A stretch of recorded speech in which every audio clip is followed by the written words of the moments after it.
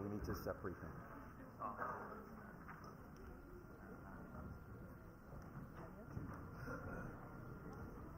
We shouldn't be close enough to the mic. Okay, if it's too loud, I think you might have to drop it. I turned off my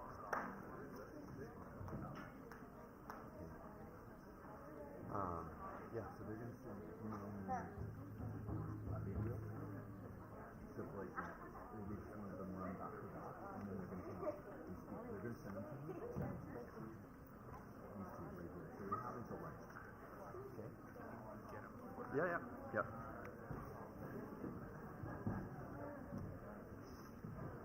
Ask the people at the door maybe to find a chair as we call forward our elder here, former chief of the Big River Cree Nation and elder Douglas Joseph. Big round of applause here, young people.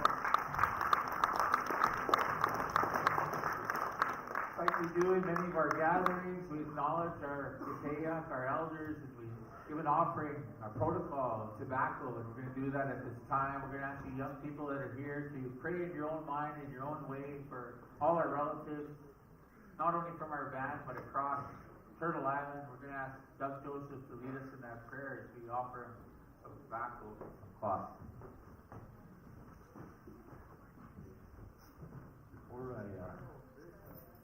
Before I start, I want to ask each and every one of you students to remove your hats and with all due respect, we have to try and practice our tradition, our culture in a way that respectfully, so we can honor our people in our community and also the ones that have gone before us, the elders. Now we have hardly anybody elder-wise, both men and women.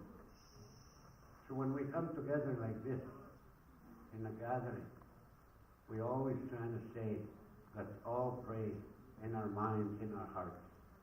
Remember those people, maybe your grandfathers, your grandmothers, your nephews, your uncles, your aunts that have gone to the spirit world. We ask them to come and help us out. We invite them in our hearts and in our minds. So I ask you to pray with me that way.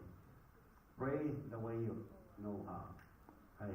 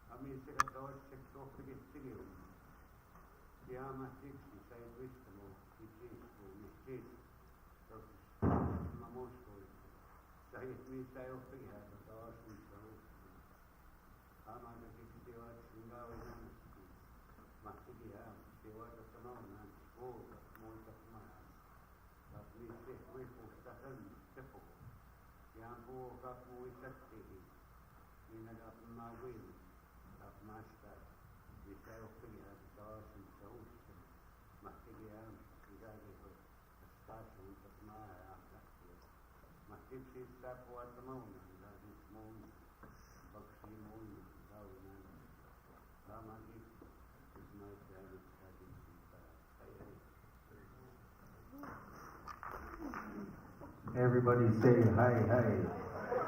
All right. Thank you, Doug, for the prayer. And we welcome all of our visitors that are here at this time, and some of them come from far away. We welcome you to the Big River First Nation and Treaty 6 territory.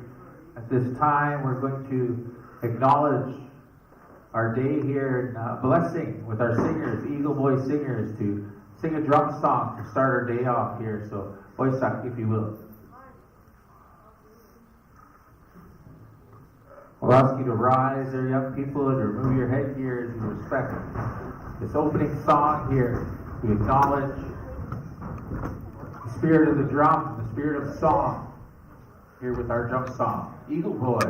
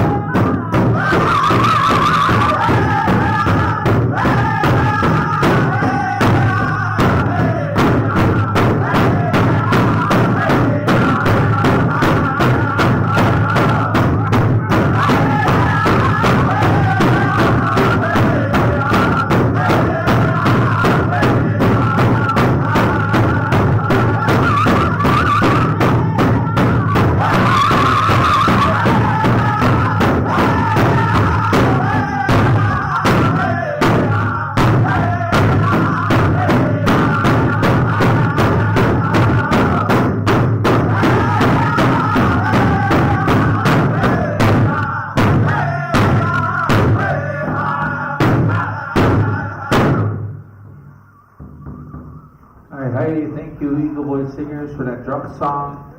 Welcome, young people here from Chief John Peanut School and staff. As we start our day here, we'll bring forward leadership from the Big River First Nation. Councillor Curtis Morin, also board member for the sponsors of this day that brought us all together and made it possible. Mistai Sipi Child and Family, big round of applause as we bring forward Mr. Curtis Morin, council member, Big River First Nation.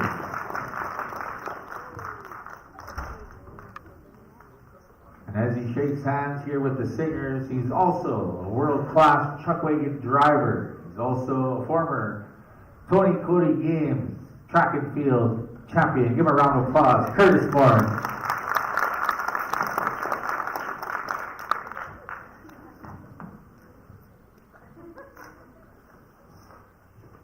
Welcome everyone. Really happy to be here today. I'd like to thank our MC here, Cal, for his opening remarks, our elders' prayer, the drum group song, and I'm going to speak in our language a little bit. Nanasko manto drakiskay, nanasko manasmani wanskayan, asmani giska matsu ni miyak. And so asimsa nanasko manimaratsik, nigihwag simsa kintuagan. Niwimtinga tiotoga wasa giwakmagik, imiayatsik, ipipitago yakota imiwatama, imiasik igoipitahe. Ayam nihiyogum gahtiogano, igumano magakia nagskatwea, nahiwino wagman igisikatswea, pogois kanahiya pogoto kamatsya, pogo kanahiya kanihtamatya, pogo kanahiya kanihta panatsehoya, imiasrita gawilya, pogo nahiya. It was in snow, the west of your big hayati. And you are sneaky very big snamoyati. Pugit Yumaga, Gaiti Tuhtia, Pugiti Gautuhtia, Nai Stomana, Nahiwino isikatsuya. Nahiwino mania.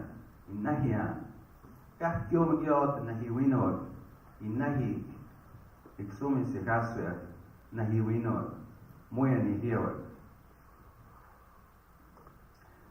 Temagan motaski kohtege. Iktemaksia kahkyo. Iktemaitua. Moi wag muni avastihtaa iktemaitua. Jään om iktemaitua. Iktemagentua. Muisittoskatua. Inudentua. Ja muhtua. Ispenkotak nihio kaues matset. Noatsi suniaki. Tatuhtimano. Iksumisiksi naamagoja. Kohtihtuja. Ja muhtuja. Muamekseris matsia.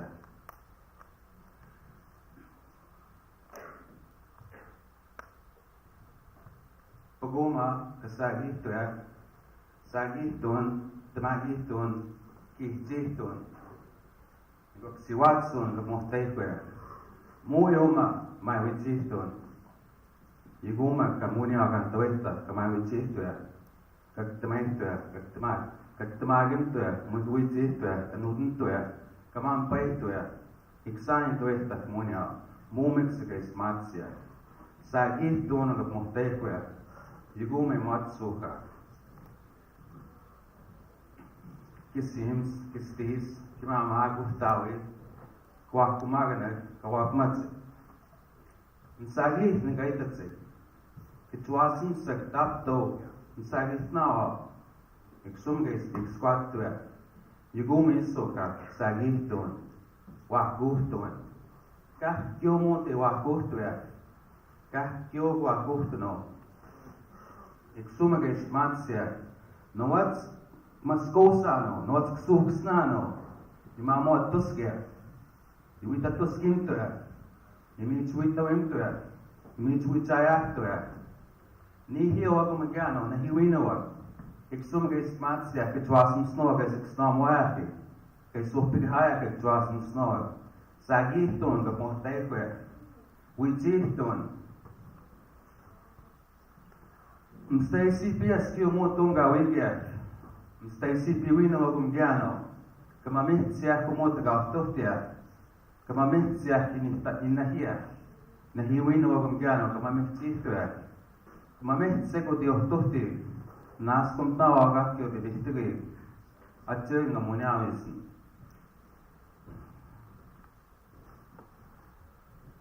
Welcome everyone. I just wanted to share some words in our native language, which is really important to hear that.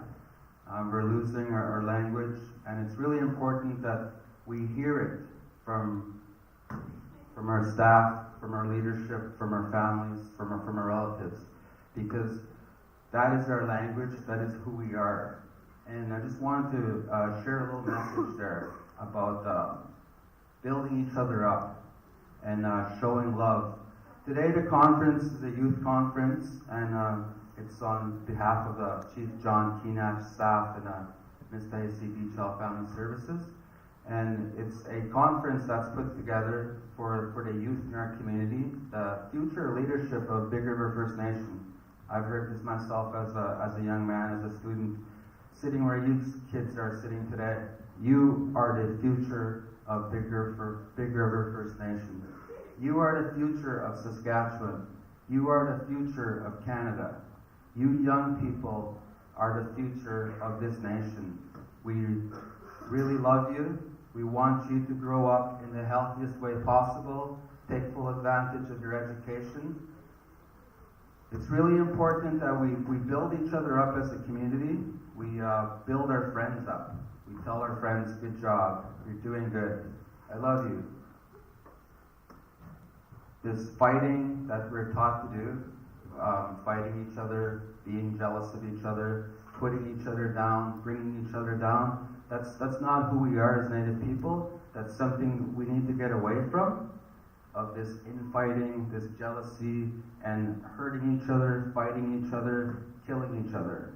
First Nations people are overcrowded in the child family welfare system. We're overcrowded in the in the prisons, in the jails. We're overcrowded there. We have an overrepresentation in those areas. And we want to change that, and it's changing. The province of Manitoba, they elected a First Nations premier. First time ever in the history of Canada, a First Nations man is a premier of a province. That's Wapkanu. That's something to be really proud of.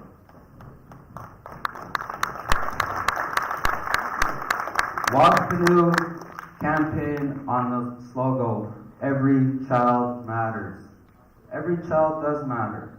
Every one of you children matters. Every one of you children is unique. Everyone is beautiful. Everyone is special in your own and every way. And every child is fighting their own battles. And at home, in our community, at school. Sometimes that kid sitting next to you, you don't even know what they're going through. And this is where we build each other up. We support each other. We love each other. My niece down here, Cal, I love him. We tell each other that all the time, grown men. I love you, niece down.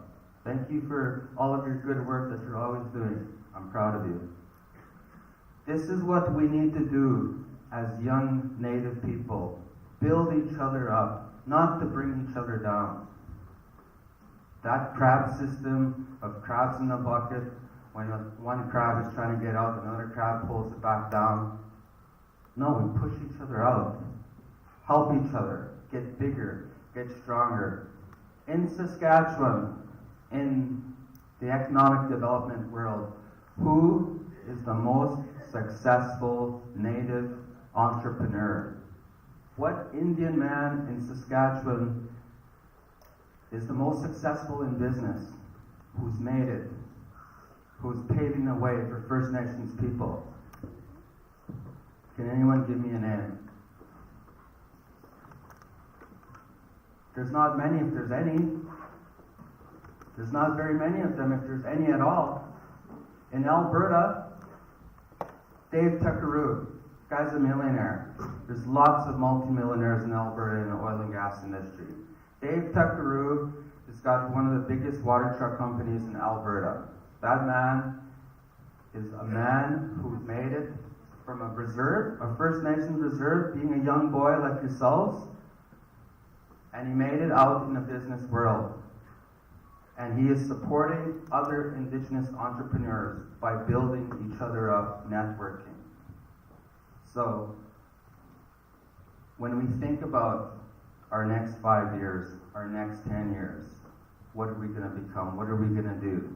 These are things that we start thinking about now, of where we want to be in 2 years' time, in 5 years' time, in 10 years' time.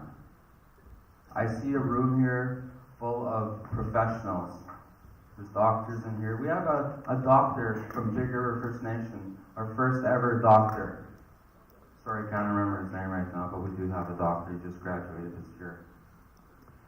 The opportunities are endless. Whatever your mind can create, your brain, you can achieve it. Whatever you can think of, you can achieve it. You can be whatever you want to be. That's what the saying goes. Be whatever you want to be. Become who you want to be. And you help your brother, you help your sister, you help your friends, you help your cousins get to where you want them to become. Because when you push someone, when you help someone, you get something back. You also get help. Someone also encourages you. Someone tells you you're beautiful, you're special, you're talented, you're good. That's what we want to hear. That's what I want my children to hear. I tell them that every day. And I encourage them. Because I want them to hear that. I want them to feel that. So they will pass that on to their cousins, to their friends, to their classmates. Because that's how we should be as Native people. We should be building each other up. We live in a community. We're stronger together than we are divided. Divide and conquer is how we lost our lands. This is how we lost our identity. That's how we lost our language, our cultures. We got divided and we got conquered.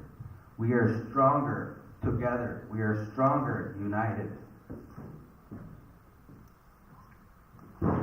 Some of the things that First Nations people that have suffered through the government of Canada, through the Indian Act.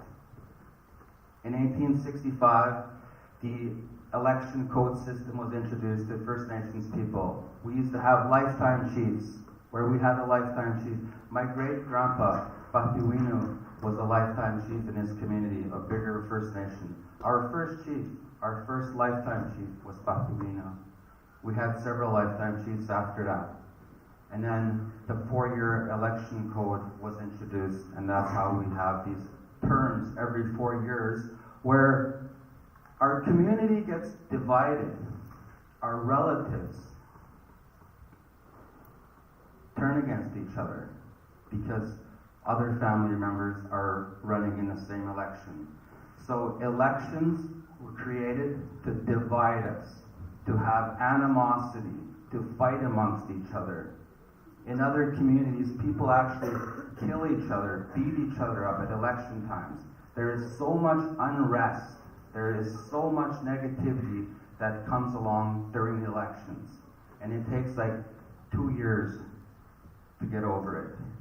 And then 2 years' time, you have another election because we have elections every 4 years. Some communities have an election every 2 years. And there is never, ever any continuity where projects keep going, moving forward. How can you have projects keep moving forward when you have an election every 2 years? That's why the election system was created and imposed on First Nations people. It wasn't too long ago that your own parents, your grandparents, they could not walk across the road to go and visit their cousins, their grandparents, their brothers, their children if they lived across the road. You were required to stay at home unless you had a pass to leave. The government of Canada wanted us to become farmers. They settled us on reserves that were not very agriculturally sufficient to grow good crops.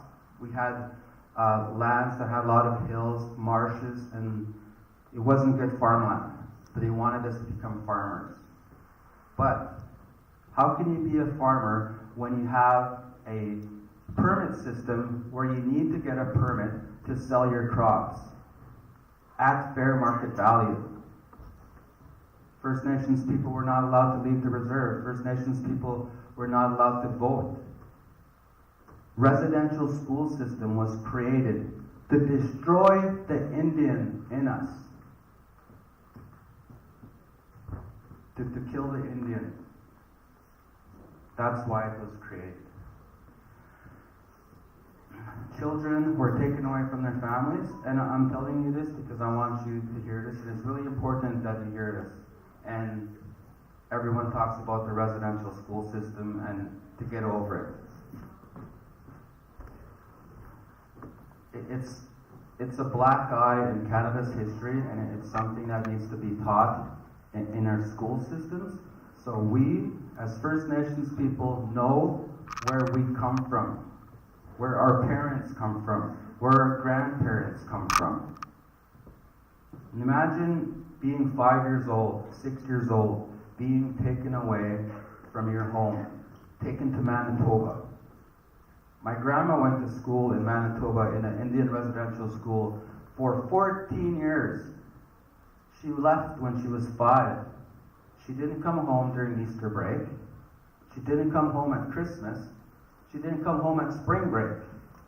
14 years she lived in Manitoba. My grandpa, 17 years, Duck Lake Residential School. 17 years he went to school there. Imagine yourself being a young kid in a classroom, talking to your cousins, speaking Cree, and getting strapped or hit in the head because you're speaking your native language. We were forbidden to speak Cree. We were forbidden to speak our language. kids were subjected to horrible, horrible things. They did tests on little kids your age. They were deprived foods like vitamin C. They did experiments on us, First Nations people, to see how our body would react to a vitamin C deficiency, vitamin A. They locked kids up in cellars, locked like little animals in cages with no light. They wanted to do experiments on how the human body would react to not having vitamin D light, stuff like that. Did the kids receive an education in these residential schools? No, they didn't. What they were taught was to be good little farmers, to be good little ranch hands. They did the gardening, they picked the rocks, they picked the sticks, they looked after the cattle, they fed the horses, they cleaned the stalls, stuff like that. They sewed blankets. They were more slaves than students.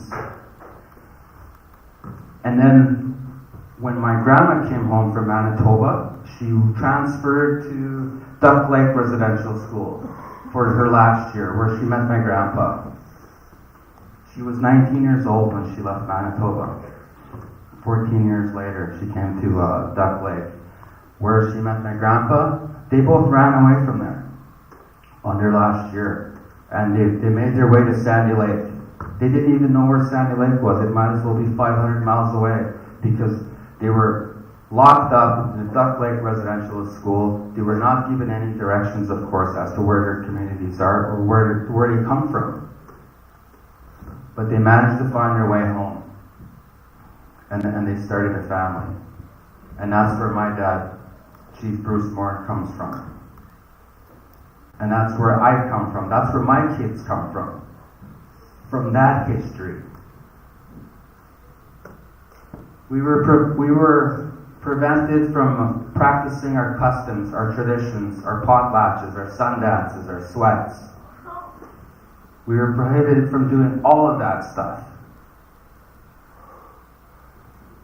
Today, we're resilient Indians. We're strong. We survived that. We survived that genocide. And we're surviving it today.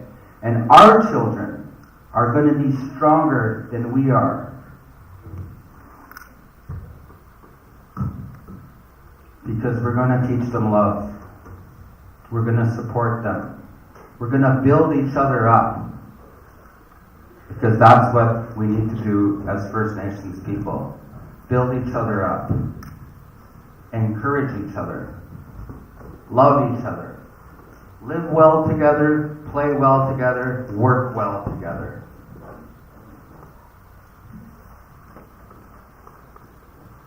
And I'm going to wrap it up soon here. And I just wanted to share some words with you guys. And I'm really happy to be here today and to see so many beautiful young faces, so many smart young children here, our leaders, our future of bigger First Nations, Saskatchewan and Canada, North America.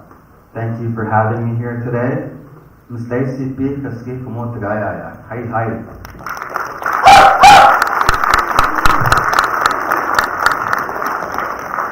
Thank you, Councillor Curtis Moore, and also board member from the sponsors today, Mr. CP Child and Family. Thank you. Always nice to hear some of your own history of who we are as the Big River First Nation. So young people, another big round of applause for Curtis Moore. Thank you for that. We're going to get right into our first speaker here, friends and relatives. Mr. Patrick Mitzwing of Loon Lake is going to come forward. Many of you know him. Come on over there, Patrick. You know, I started dancing powwow when I was 10 years old, and I was that's fancy. Most of my, I guess, lack for a better word, is my powwow career. And when I was in teens, Patrick was in juniors, and now, you know, he has a great story to share. He travels around, talks to many young people. Give him a warm welcome, Big River, Patrick Mitzwing.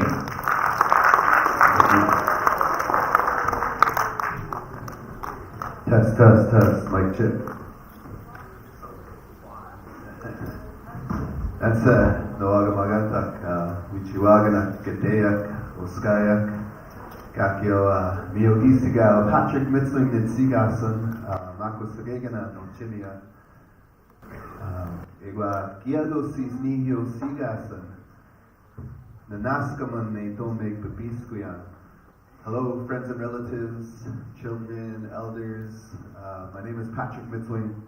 I come to you from Loon Lake, Saskatchewan, by way of Sylvan Lake, Alberta. Hold on a minute, untangle this real quick. And I'm very honored to be here to come and speak with you guys today. You know, I get asked a lot to come speak at a lot of communities, especially you know, over the last few years, and it's really tough for me.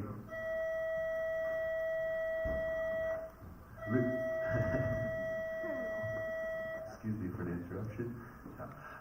You know, it's been really tough for me to do these lately because, you know, I've been really wanting to spend more time with my family, more time with my kids, and I don't advertise myself to come and speak for things like this, but when I get asked, you know, I try to honor the community, and I hope to give you guys some good value here today, and by way of, you know, a way of thinking or a philosophy, hopefully something that I say touches one of you guys.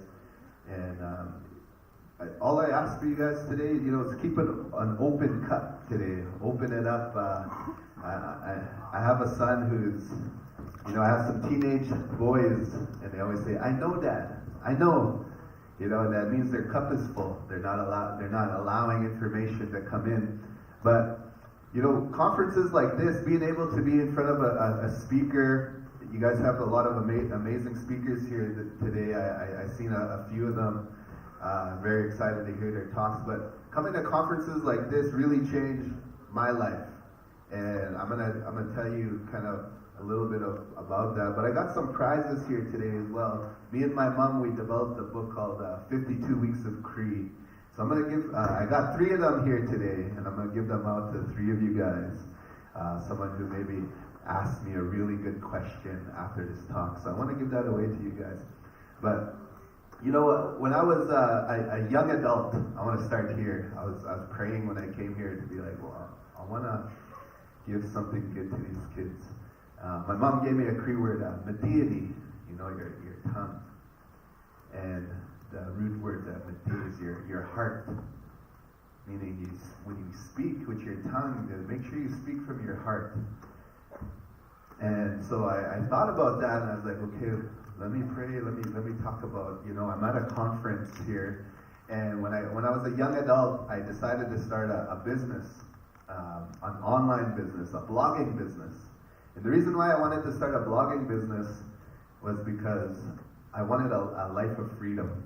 You know, I didn't want to be in a job where I have to go to a cubicle from 9 to 5, or I have to answer to a boss, or I have to ask if I could get 2 weeks off, or, you know, wait for your 2 weeks off a year. I wanted just freedom to be able to travel where I wanted, but mainly because I really loved powwow. I wanted to be a powwow dancer full time, and I wasn't winning when I first started off. Even when you are winning, it's really hard to take care of your family and be a full-time traveler in powwow dancing. So I was like, you know, if I could figure out how to make money with a laptop and just be able to travel, that'd be so cool. Because now I could just, you know, whenever we got to a hotel, I could do my work and make some money and then keep going to powwow. So that was my mind, my thinking was like, how can I make money from home and do it? So they had these conferences all over America, in Chicago, Las Vegas, Florida, all over the United States. And I was like, I want to go to these conferences because they're teaching how to make money with blogging and YouTube and Facebook and Instagram. And I was like, how do you do that? Is it even possible? And so the only way I could afford to do it was to sell things. And I would make these, my fancy dance bustles. You guys know what fancy dance bustles are? So I'd make these bustles and I'd post them online on Facebook and say, who wants to buy these bustles? And someone would buy them for like $500, $300, $200, and I would just get enough money to go to these conferences just like how you guys are. And I really wanted to listen to these speakers because these speakers were like They were making $10,000 a month, $20,000 a month, $50,000 a month, just blogging and making videos on YouTube. And I was like, how do you do that? I want to learn how to do that. And so I would sell all these bustles and with my van, and we'd drive and we'd stay at these like $30 a night hotel rooms because that's all I could afford. And I would sit just like how you guys are, and I would just listen to the speaker. And the biggest thing I got out of it was that we become what we think about. You know, it's a weird, you know, that's what you got from a conference, is your thinking is going to create your life. That your outer world is a reflection of your inner world. So how you think is going to determine how your life turns out, or how you're experiencing life right now.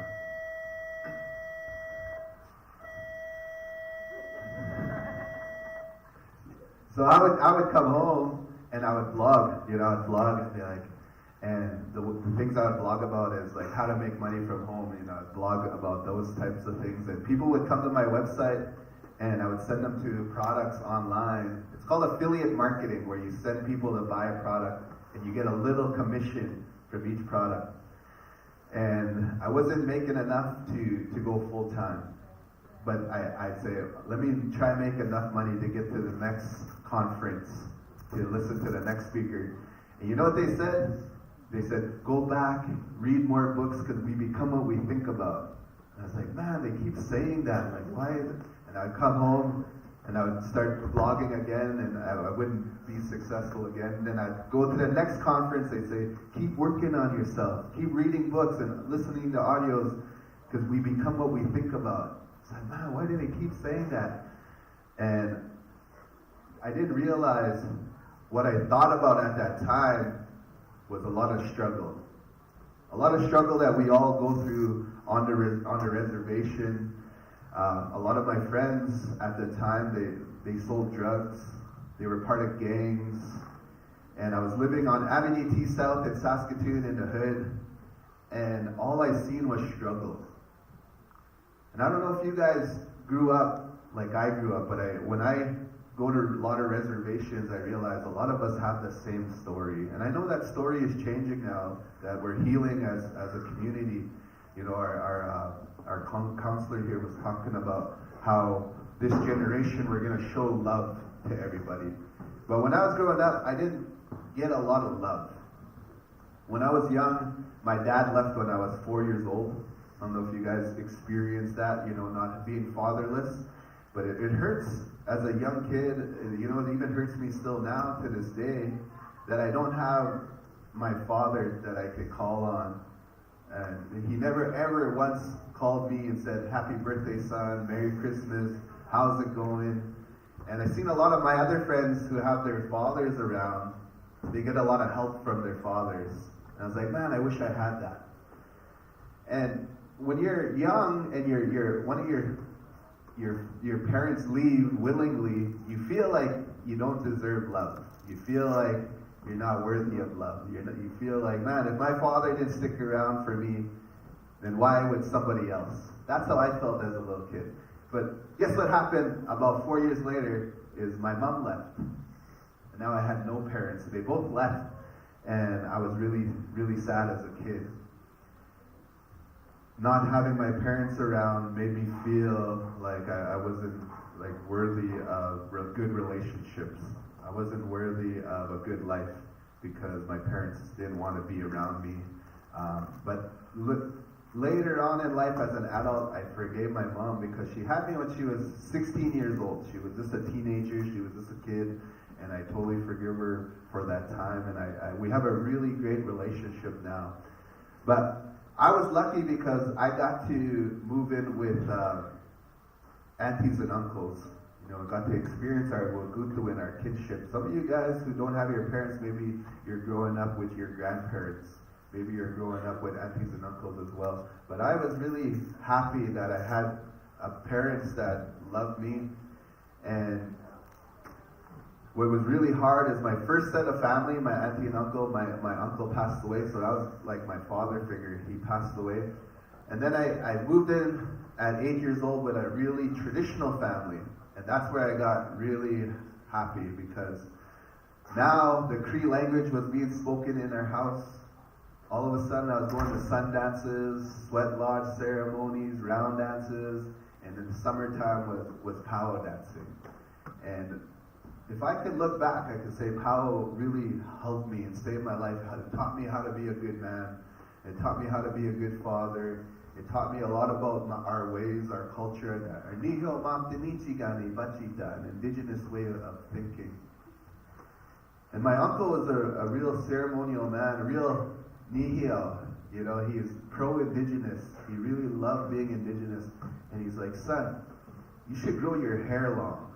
I was like, man, I don't know if I should grow my hair long.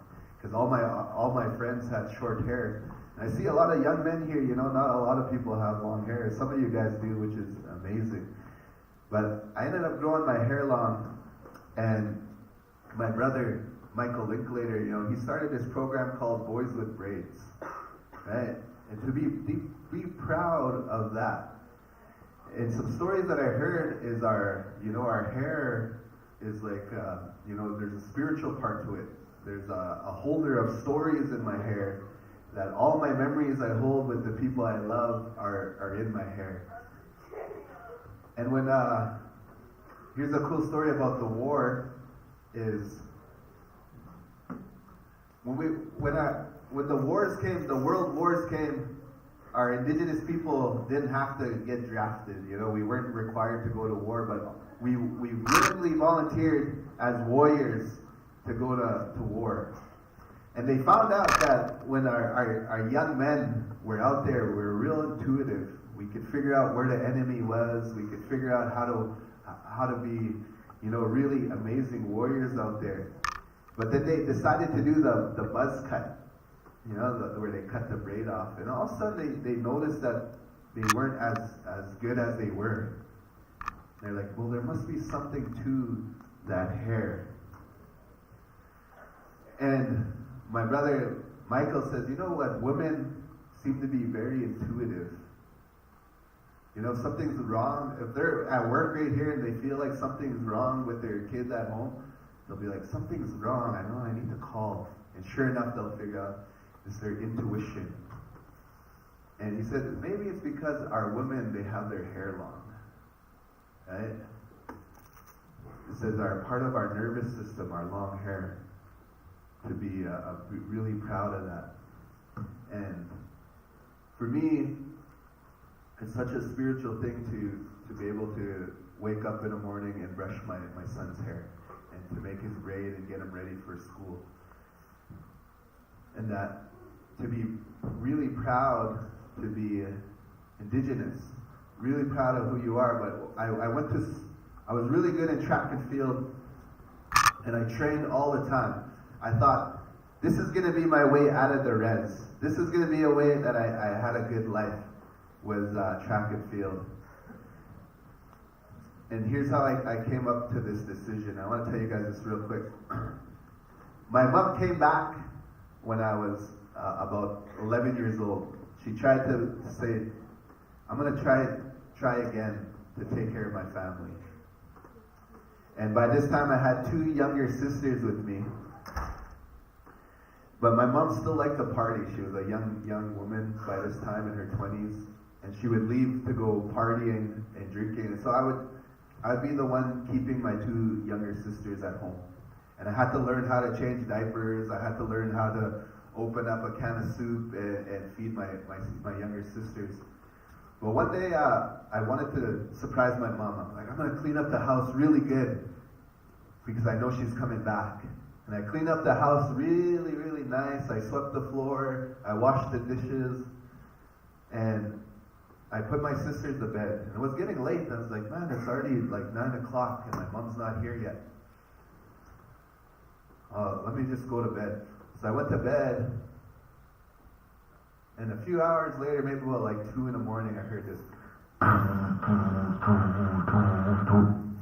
The walls were shaking a bit.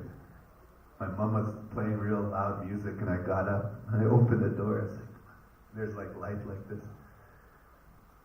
And I seen all these strangers. I was like, what? everyone was drinking, smoking up, smoking cigarettes, and they're all laughing, and the music was playing, and I see my mom there. It's like, oh, Mom. I ran to her, and I hugged her, and my mom's like, hey, everybody, this is my son.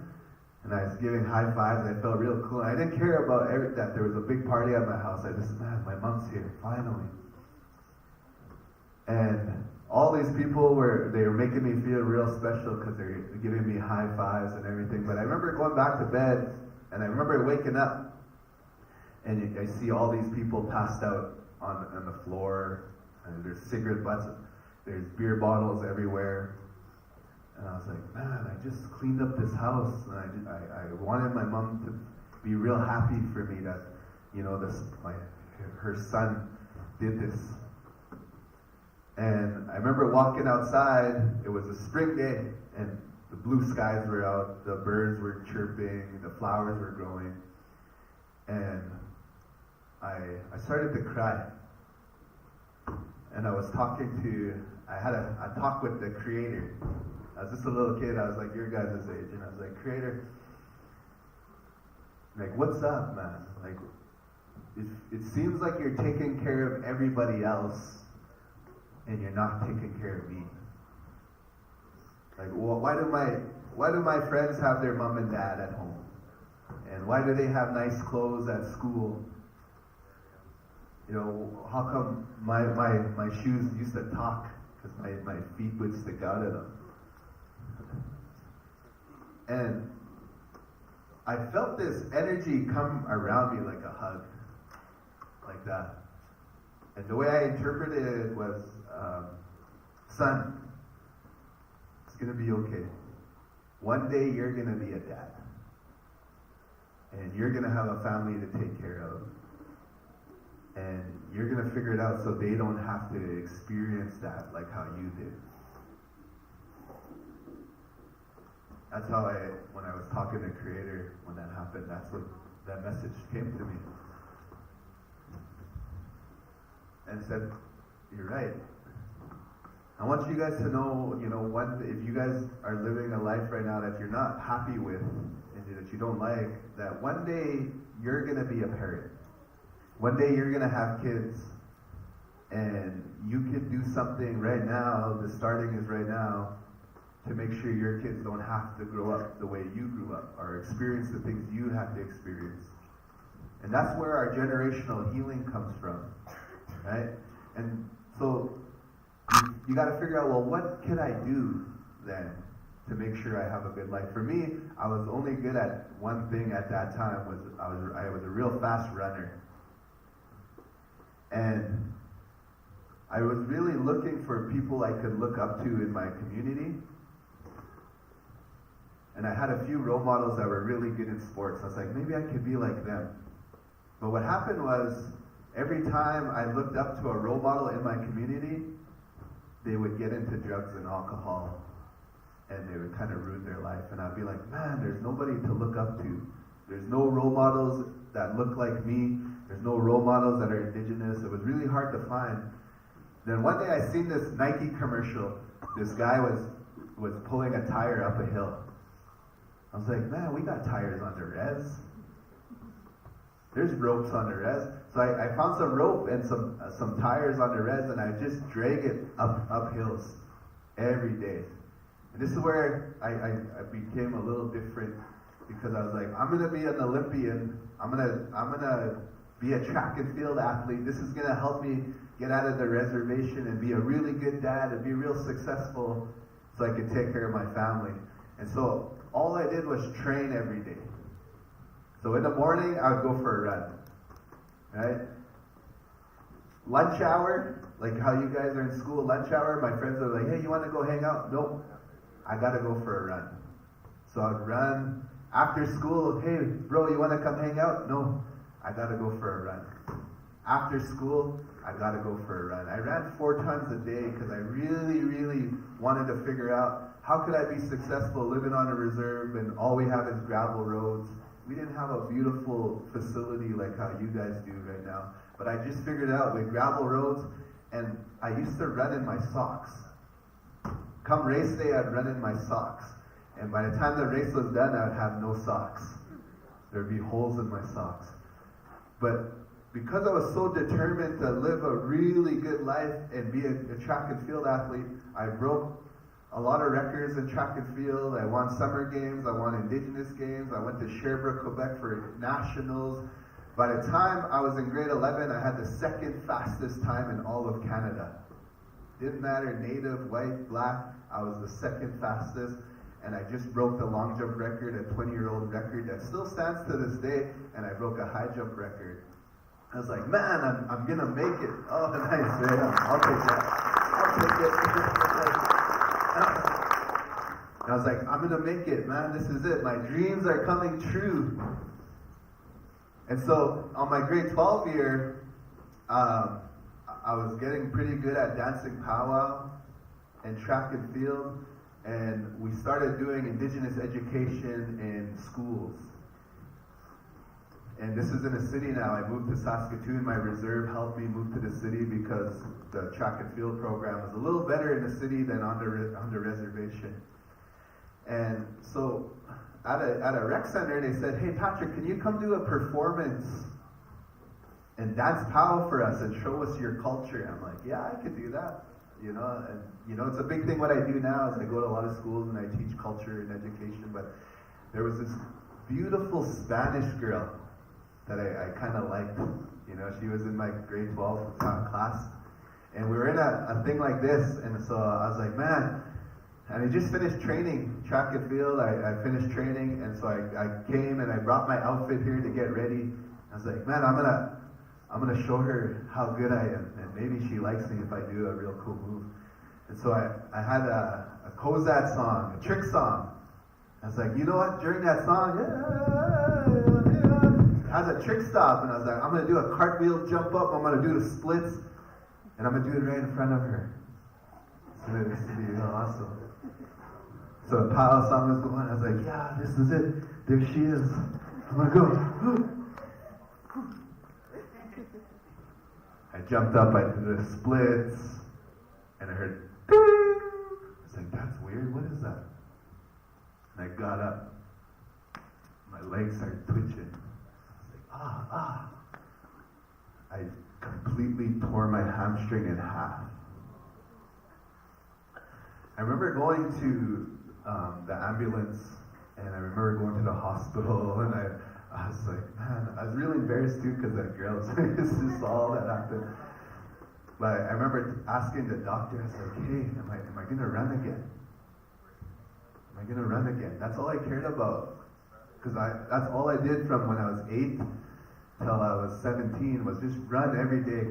Because I thought this was gonna give me the life I wanted. And the doctor said, I'm sorry, son, I don't think you're gonna run like how you used to run. And I went to my first year university of U of S, and I tried to go in the track and field program, and I was just never the same. I was never the same, and I got really depressed, because that's all I did was thought I was going to be an Olympian. And sometimes Creator has a different plan for you. Sometimes Creator has a different story for you, and the Creator will show you in different ways. And for me, that was my way to go this way instead of that way. But, to be honest, when you're really depressed and you don't have family and you don't have elders, I turned to alcohol. And I started drinking, and I started going to parties, and I didn't know what I was going to do. I was really depressed. My life started, from traveling everywhere, track and field, getting awards, getting recognized, I started going downhill. And this is where I actually met my wife during that time, and we just drink all day long. I ended up getting RTD'd from University of Saskatchewan. I don't know if you guys know what that means, but required to discontinue. So things started, tumbling downwards. I dropped out of university. I started drinking. I got a job at the Source selling electronics for $8 an hour. And we ended up getting pregnant with my son Leland. And when he was just a little baby, there was a moment that changed my life. My wife Marissa said, "Can you go get some diapers? We're running low." And I was like, "Okay." And I remember I jumped in my 1996 red Dodge Neon. I remember my car.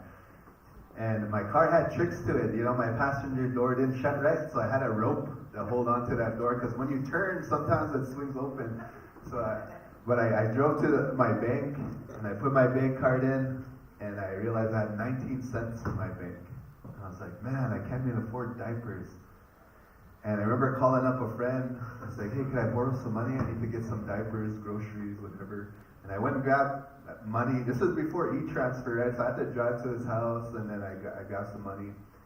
And I bought some diapers and all that. And I drove back to my apartment building, and I just parked there, and I was like, man, what's going on? I'm young, I'm healthy, I'm somewhat educated, and I'm like, why am I struggling so bad? Like, what? And I remember it when I was young, and I had that talk with Creator that when I am a dad, one day I'm going to be a dad, and I'm going to figure it out. And here I was, a new dad, just struggling. Couldn't figure out how to buy diapers. I couldn't figure out how to keep the fridge full of food. I couldn't figure out how to keep the lights on. You know, we always had final notices and creditors calling. And I said, you know, that's it. I'm going to figure this out. I went inside my apartment, and I just looked at my wife, and I said, babe, we're leaving. We're not going to live like this anymore. We're going to get out of here. And she's like, all right. You know, that's all I needed from her was just that approval to be like, I know you can do it. And so what do? When you have no elders, you have no one you can talk to, you're in a city where nobody's around that you know. All I could figure out was maybe let me go to the bookstore. Maybe somebody had the same problems I did and wrote a book on it. That's all I had. And so the next day we took our vehicle and we drove to McNally Robinson on Circle Drive in 8th Street in Saskatoon. And I picked up 2 books that really helped me out. It was just my start. It was Think and Grow Rich by Napoleon Hill and Awaken the Giant Within by Tony Robbins. And I started reading these books, and that's when I started the blogging company. And I would go to these conferences like how you are here today, and it says, work on yourself. We become what we think about. Your outer world is a reflection of your inner world. Then I had this idea that came to me. I was like, man, what if I start a business on the Powwow Trail? Wouldn't that be cool? I was like, what do they have to eat on the Powwow Trail? They have burgers and fries, and then more burgers and more fries and poutines. I was like, man, there's never anything healthy. And I was like, what if I start a healthy smoothie business? That'd be cool. That was my idea. And I was living in the hood. I was drinking. I was making $8 an hour. There's no way that I could start this. But the book said, write a clear idea of what it is that you want. Your mind is so powerful.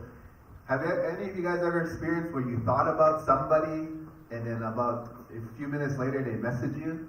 Anyone experience that? Yeah? Because you're attracting that, right? You're attracting it with your thoughts. They call it the law of attraction or the law of frequency or the law of vibration. And I was starting to learn this stuff. And so I wrote down in a book what my smoothie business would look like. You know, I wrote it all down, and I was like, man, there would be a lineup of customers, and they would all be coming in. They would be buying all the stuff that I had to offer. And so I went to Orange Julius. I went to Booster Juice. And I remember just looking, and I would stand over their glass to see, what do they got? And they're like, sir, can I help you? Oh, no, I'm just looking. And I realized they had, these Vitamix smoothies.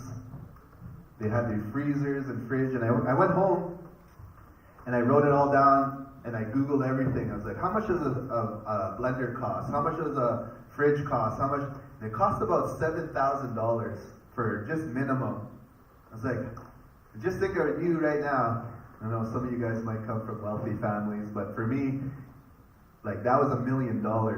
How do I come up with $7,000? It's impossible. But I was like, okay, You know when they say, you gotta believe, believe and then you could achieve. I always thought that was kind of corny stuff, but I was like, I'm gonna try it out. I'm gonna really believe that I could get this. And then, what happened was very interesting. Over the next 2 weeks, it was very interesting.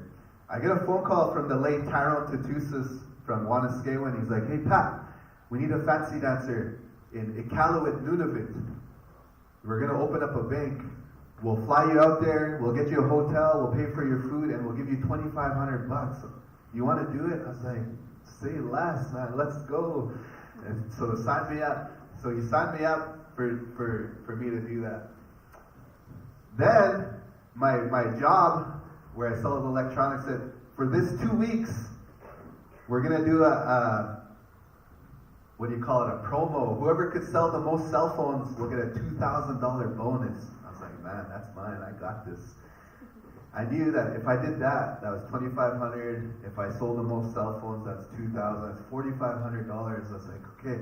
And then on Facebook, there was this ad from Yorkton Powwow, a $10,000 team dance.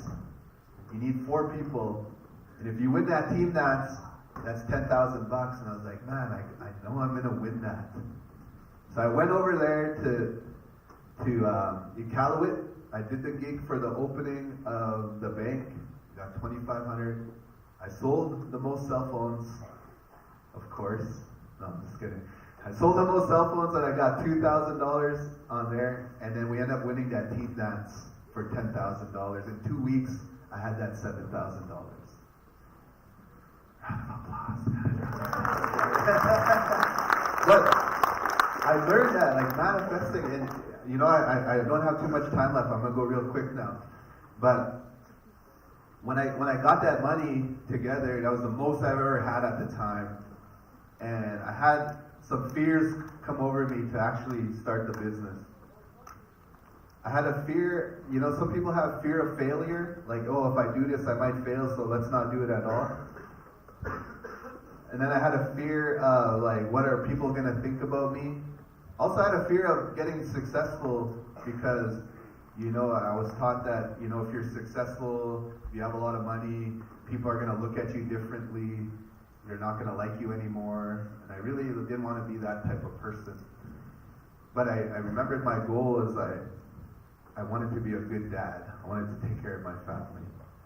And so my one fear was the fear of success, which is real weird. It's something you guys want to explore for yourself, the fear of being successful because you think people will look at you a little differently. But I ended up starting a business, and I'll go really, really quickly here, and I'll give you guys a way to connect with me, just so I can continue our relationship. But my first powwow, I broke even because it was raining. I was selling coffee. Coffee helped me break even. The next powwow, I made $100. Then I made 500. Then I made 1,000. Then I made 5,000. Then I started making $7,000 a weekend. And that was my very first success. And I did it without a university education. I did it without any support. I did it without any elders. But I did it from this idea of working on myself and changing the way I think about myself and changing the way I think about others. And from there, I started a company called Powwow Times, where over the last 3 years, we gave over $1.5 million back to community. And I'm really super proud of that. I'm super proud of that. And I don't know, the counselor here was talking about, that one millionaire guy in Alberta, and I was like, man, that's really cool. I think we need to see more stories like that. We need to see more of our people succeeding, because the more people that we see, the more that you guys are going to be like, man, if they can do it, I can do it. So last year, I was like, one of my mentors said, make a goal to make $1 million. And he's like, not for the money, but for the person you have to become to achieve that. Because you have to be a different person to achieve bigger things. And I realized that comes from working on yourself.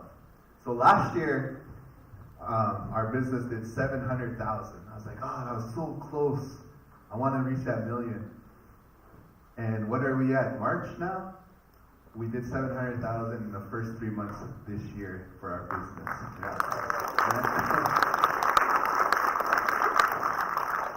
I did it all by this philosophy, and I want to give you this philosophy that if you help enough people get what they want in life, you'll have everything that you want in life. I'll say that again. If you help enough people get what they want in life, you'll have everything that you want in life. Meaning, just serve. Give as much as you could. Be a blessing as much as you could be a blessing.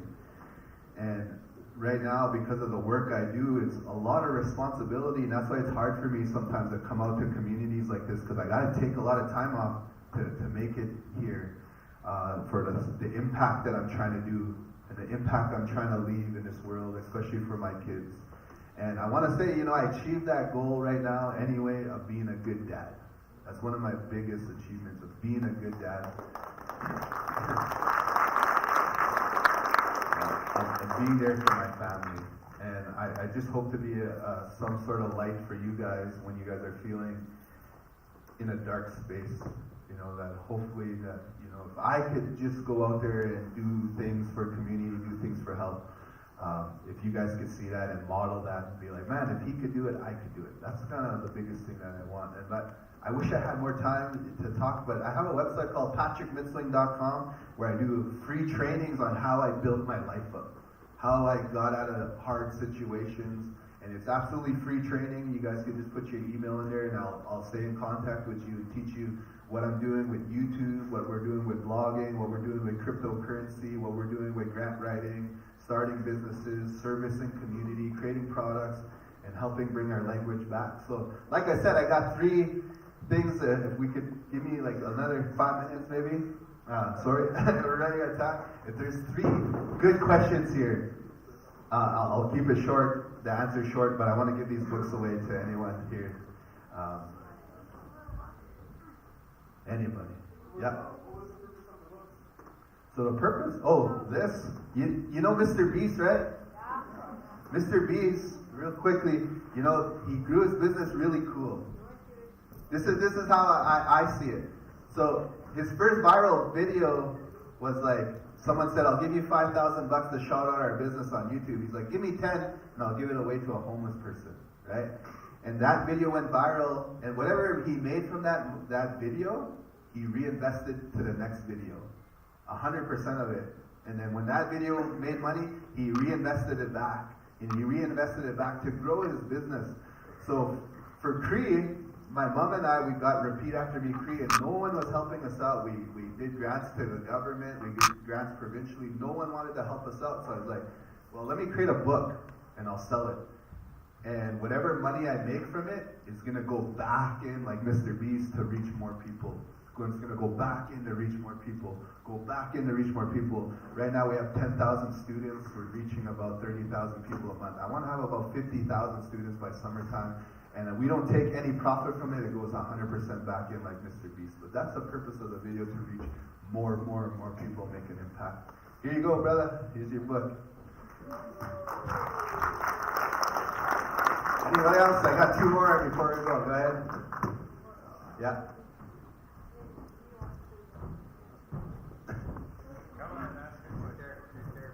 What was your favorite thing in life?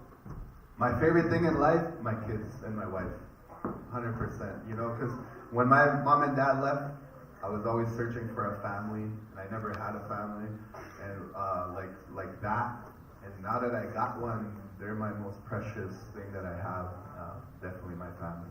Here you go, brother. Anyone else? You got one now this time? Okay, last one before I'm done. Go ahead.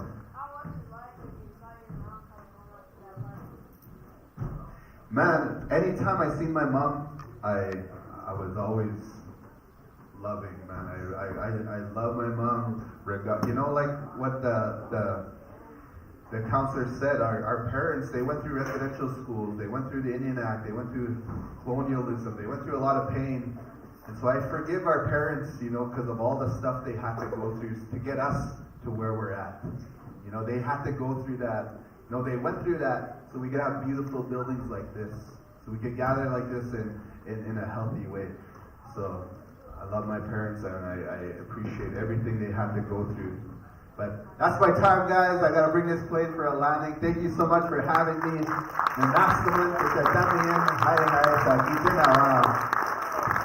Thank you, Patrick Bitswing there. Big River, big round of applause here for a world-class fancy dancer, entrepreneur, and the list goes on. Role model, inspiration. Big round of applause there. Thank you, Patrick, for being here. We're going to have a house break right now, so it's not power drums you're still hearing, it's your belly, you're hungry. So we're going to ask you to go and get your breakfast at this time and come back, and we're going to have another presentation. We got Biggity and Biggity from Puganawagan with their puppet show, so we've got a little bit of entertainment for you, but right now, go and get your breakfast and come on back. Quick break, stretch your legs. Do a few jumping jacks or burpees. Come and shake hands with Patrick. Get a selfie with him or a picture. World-class fancy dancer. Once again, thank you, Patrick, for being here. We're going to have Patrick come back a little bit later with his family as they're going to do a powwow demonstration.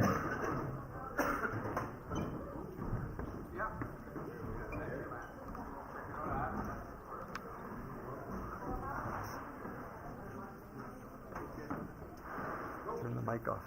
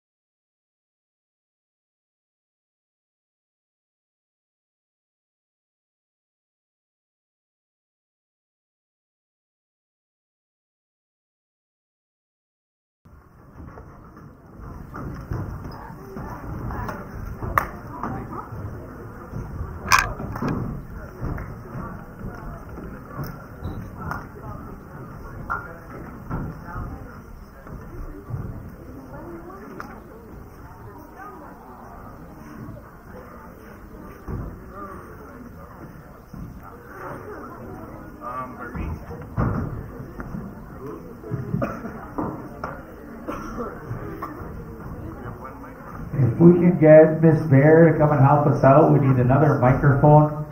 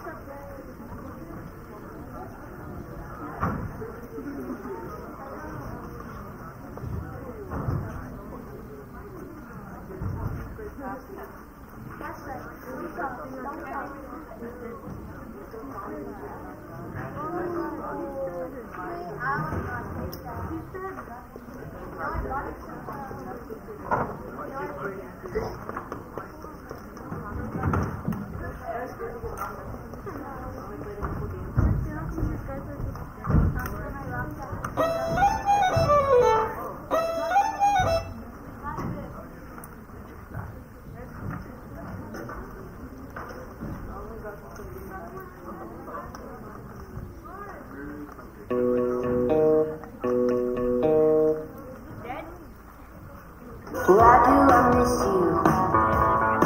You're so mean. Feels so complicated. Alright, the show will be starting in about 30 seconds here. You can keep the music rolling.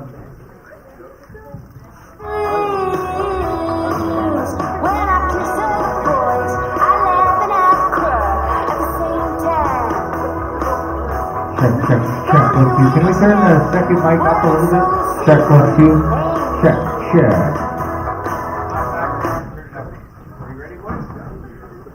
Alright there, ladies and gentlemen, boys and girls, friends and relatives of Big River Cree Nation, this is the Puppeteer Show from Puckanawagan.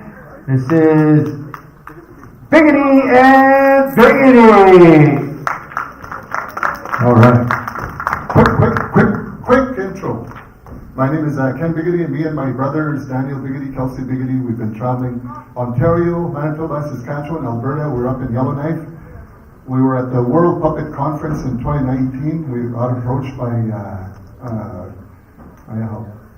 Jim Henson Company to go to California for 3 weeks training, which is in the height of COVID. We didn't go because of COVID, of course. And I'll get my brother here to do a quick introduction of himself.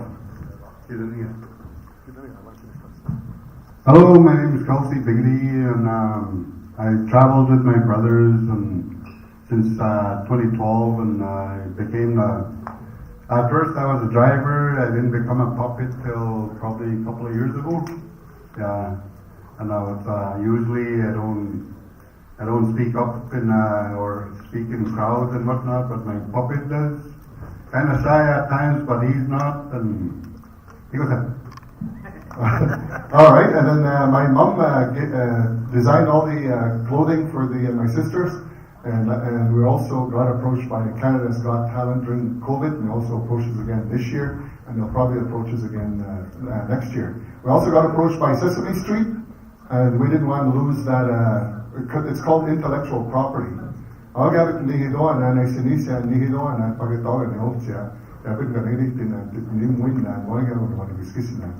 What I just said was,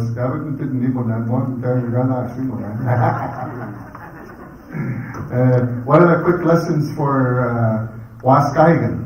Most people say, if I said Waskaigan, what does it mean? House?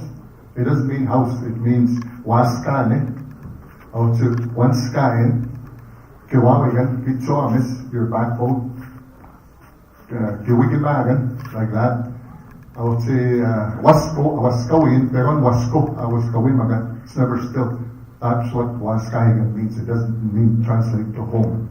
So we're constantly always breaking down our language. And we both attend ceremonies. It'll be my third year sun dancing this year. And I graduated in high school in '85, and in 2004 I graduated with a political science major from the University of Winnipeg. I was a camera person. I wasn't always a puppet. And then when my late brother Russell passed away, I had to continue the legacy. With that, we'll start a puppet show. Thank you very much. You do that.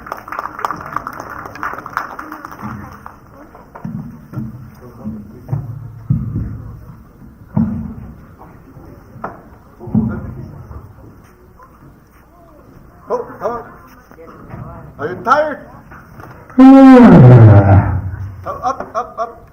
Yeah, say that's by 120 years old. Are you done? Yeah, good. You want to target to sit down? You're good? What? You're good? Yeah. Okay. Okay. Hello, Bojo. Just kidding. That's a big river. That is a big river. Right out in the prairie. Nistomanyo sa Mississippi. There are a big river, Mississippi River. That's the original name of our great river that goes from the Rockies to the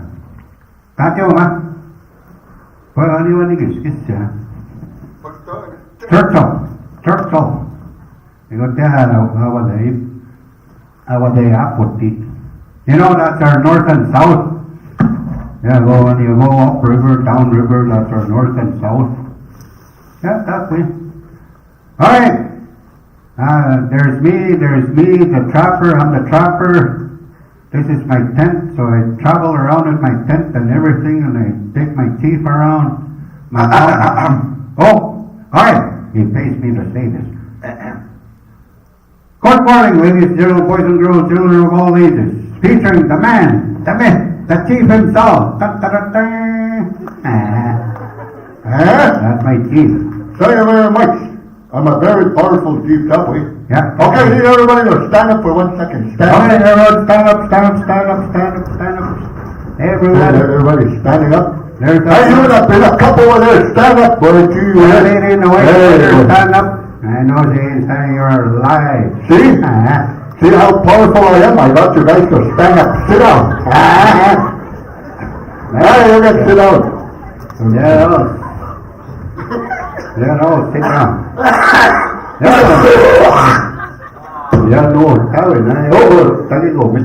Hey, what's up? Pagirawan. Nihidoan, ha? Tapoy.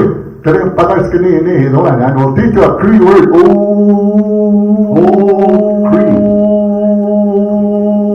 Cree word. Okay, everybody say, wa. Cree word. Sa. Ha. Keep up. Say, wa. Sa.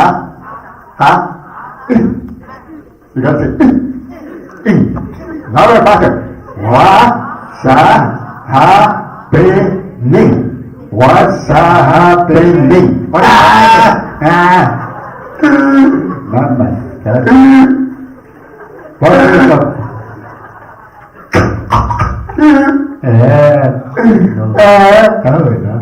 Alright, from Pagirawan, we will sing you the Pagirawan song, okay? That is the first conference I ever been to when they said don't forget your sandwich. Yeah, Sandwich? Just say sandwich. Language. Oh, language. Your language. Why don't you get there? Damn him. Alright, here we go. Alright. Pagirawan,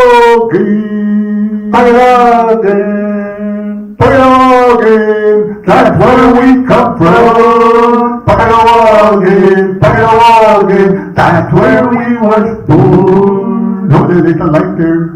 This Mississippi River comes from Montreal Lake, but there's no river here, a big river. There's a big river. But where's the river? Where's the river? Prairie. Pagirawan, that's where we was born. If you go to Big River, it's only 1 hour away from KFC. And if you drive down south, you'll get to McDonald's. While you're driving, then you eat your KFC all the way to Big River. And then your kids can only smell that cologne and perfume of KFC. They say finger licking good. Pagirawan, that's where we was born.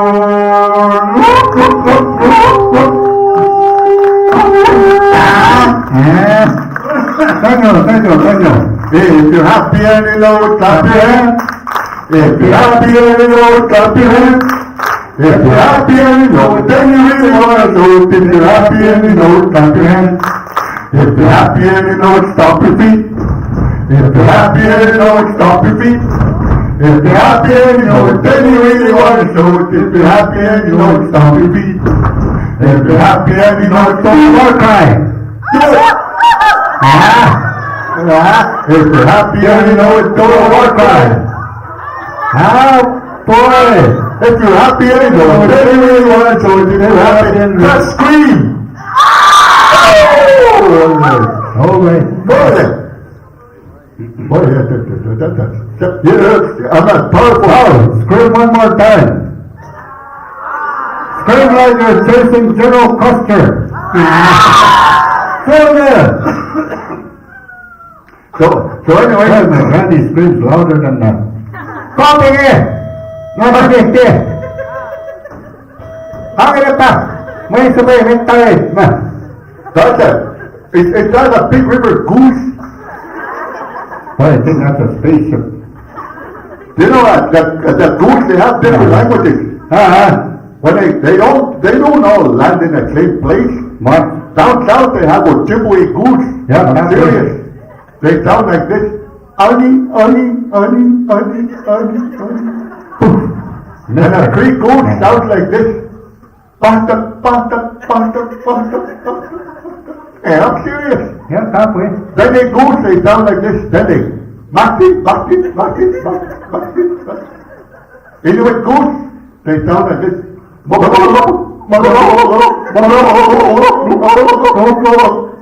Yeah, it's halfway. But they don't have guns, those Inuit, eh? So they look up in the sky and they go, yeah, halfway. They look up in the sky and they go, and they look at each other and they go,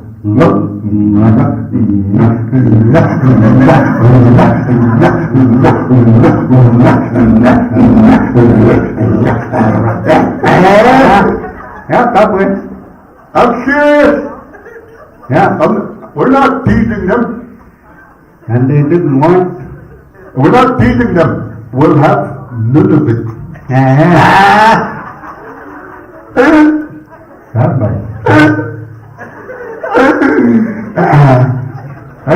was the first conference I ever been to where they talk about getting rich. You know, I'm 120 years old. Yeah, me too. I'm 110 years old. I was young, dumb, and broke. Now I'm just dumb and broke. Just kidding. See my shoes? They're made out of moose. They're not from Walmart. Yeah, my hat's made out of beaver. My shoes are made out of moose. My jacket, everything I wear is worth $24,000. Halfway. His headdress. It's made out of crow. Yeah, you know what a crow eats? He eats garbage. But he won't Raise your hand if you have Pepsi, chips, pizza, KFC, chocolate bars. That's all of you. You're all crows. You guys all eat garbage. Just kidding. Raise your hand if you've ever been dumped. You've been garbage. Okay. Your check bounces. That's garbage. Alright, I'm gonna tick for you guys, okay? Right, go see him tick. One person? Okay. I'm gonna tick for that person. I gotta go in the back and throw out the slow pill.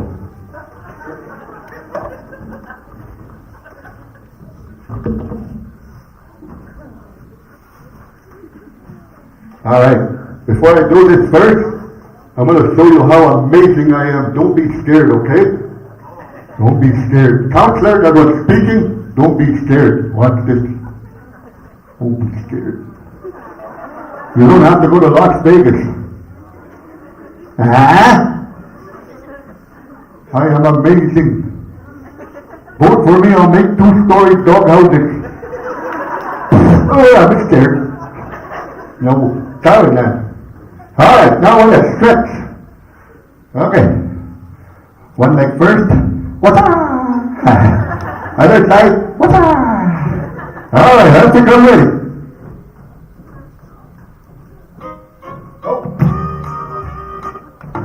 Why do I miss you? That's not digging. You were so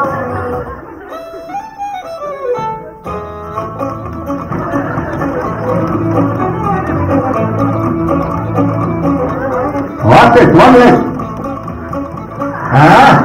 Big limit special, other side. One hand, watch this. Wow, wow.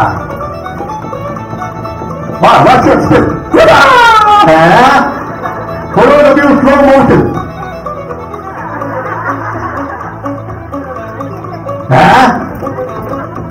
Michael Jackson moonwalk, watch this. What's up to do now?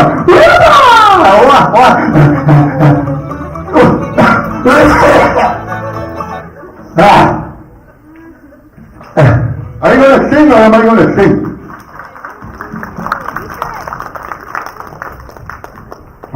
Nigamo.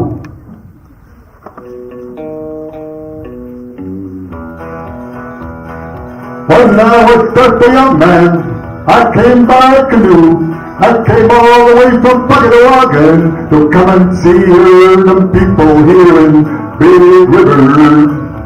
I got my $5 back in the 1800s. I left my hickey with some girl over here back in the 1800s. She must be about 100 years old, but I left my hickey, and that's where I want to be. If I wanna come back to Big River and meet my girlfriend again.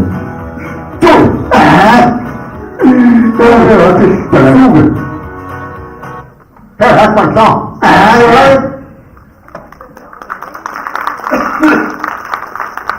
Come on, boy. That's the one. Yeah, I got all the way from Puggawagan. We were born and raised there. We grew up in a trap line. I still live in a trap line and still live in a tent. I travel around. I came to Big River by dog team, that way. All the way. Boy, I got lost in a blizzard. Ate all my dogs. All we got was any dogs for sale. Just kidding. Yeah, that's how we travel. Dog team, canoe. We portage, we walk, we snowshoe, we run, everything. I put him on a sleigh because he's my chief, so I gotta work for him. Plus he's my older brother. I'm the only band member. I still live in this toilet. So anyway, we're a little bit over time. It's only 11:15. Do you know what Indian time is? Anybody? No time. When I'm good and ready. No time. When I'm good and ready. Okay, one more true story. Do you know I met Sean Connery? He said, "Hello, Mr. Puppet. Do you know I'm Sean Connery? I play an agent in the movies. I only smoking Sean Connery. Yes, Mr. Puppet, I want to join your reserve. I want a treaty number. Are you serious? Yes, Mr. Puppet. I want a treaty number, and I want it to be 007. No.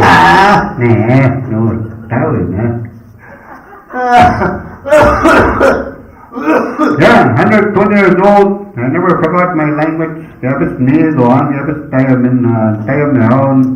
Namo tayo mao na nasko mao. Kapi na nasko mo guys, si once kay. At yapes tayo isagat na nasko mo gimitsu i papalit at tamo yit matisig. Hey, Jesus get matsak. Yeah, you know what I just said? I'll interpret it in English. I said hello. Just kidding.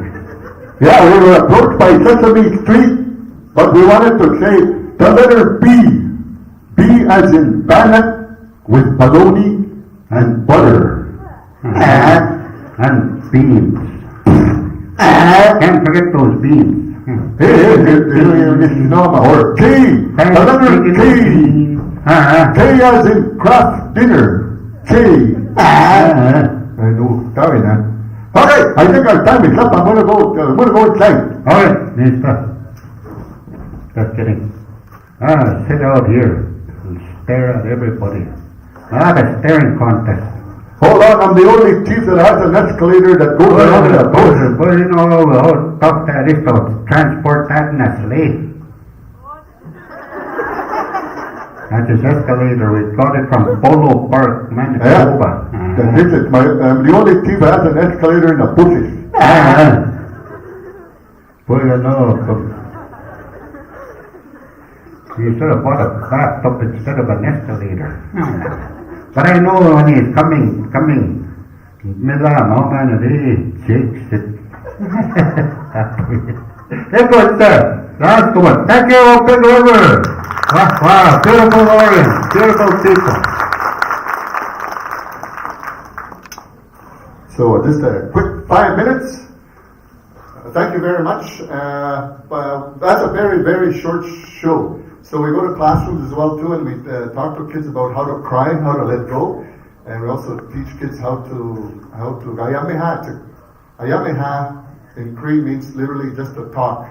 So with our puppets we say, oh, my brother broke my PS5 creator, I hate him. Let it go, just talking, right?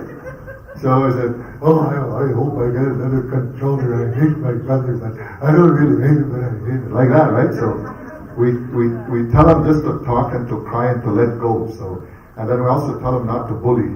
So we talk to kids in each classroom as we go to. So tomorrow we will be doing that. So again, like I said, we go to classrooms. We've been elders conference. We policemen in national forums. We've been to those national gatherings. So it's a lot of fun and it's fantastic. And anything else? Yeah, this is my older brother. There's 8 of us. I'm the second youngest. And he's my hostissimo, so whatever he says, I listen. And that's how we were raised, to listen to one another. And we never had friends and whatnot. We became our own best friends. At times we have our ups and downs, but at the same time, the thing I'll share with you is learn how to love yourself in order to love others. And how you do that is through self-care. Every morning you'll get up, you look at yourself in the mirror and say, I love you. Very good, sir. Big round of applause here, young people, staff, Biggity and Biggity. All right, everybody stand up, shake hands with the person beside you on both sides and say something nice to them. Tell them you look cool, you're awesome, you're brown, you're fluffy, and you're deadly. We're going to have a health break. You guys can go into the main lobby there. There's some snacks and that for you. Go and check it out. Be cool, be awesome, and be right back as we're going to have a dance presentation by world-class fancy dancer Patrick Mitswing and families. The next presenters are going to have an awesome powwow show here by the world champion, our champion right here in Saskatchewan, Patrick Mitswing. And just to inform everybody, you know, when Patrick was talking about his track and field records, those were my records he was breaking. Yeah, Crazy Legs record. The only guy that can enter the 3-legged race by himself. All right, be right back, kids. Go have a snack. We're going to be back here. Pat Mitswing, powwow time. Stand by, Eagle Boy.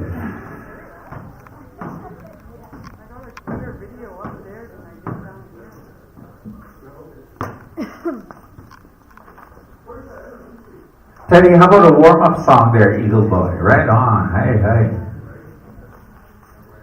Yeah, I don't know if you guys know, but my good buddy, Teddy Bear, has the voice of an angel.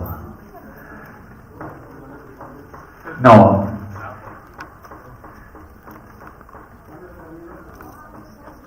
Okay.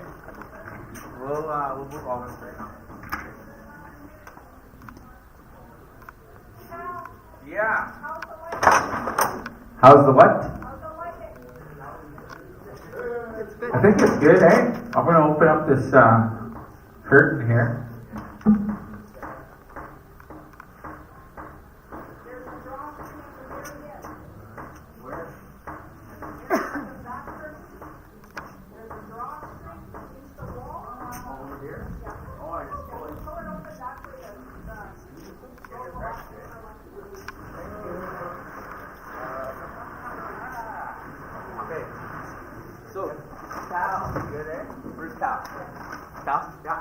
Patrick just wants you to introduce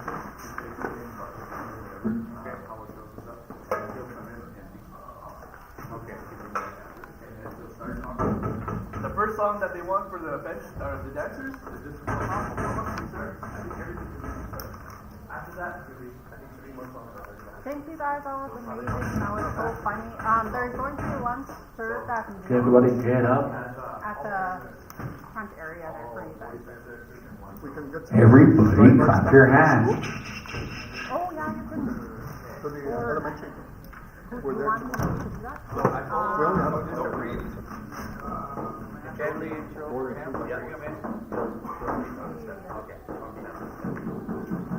Buddy, where's Scott? Do you know that? Bring him over here.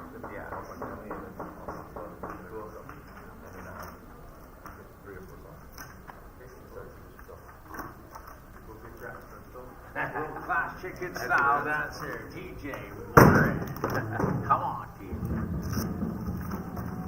What is the word? Pagkawagan? Pagkatoin. Okay? Yeah. Oh, okay. We're right on the river. And then way back, we're at least at the Treaty 6. They met a person canoeing when they said there's Shunyagan or upriver. So they paddle upriver from St. Michael. You can Did come it for sit, 3 yeah. years, and they told them, why don't you come and give us the money? So they paddled all the way, and I know that. Treaty 6. Is it Treaty 6? So I told Pat I won't bring him out until all the kids get seated, so there's room in the hallway. Yeah. And then he'll come here. When he comes here, Pat will start talking about. Who's all dancing? Who's all dancing? Here, right there.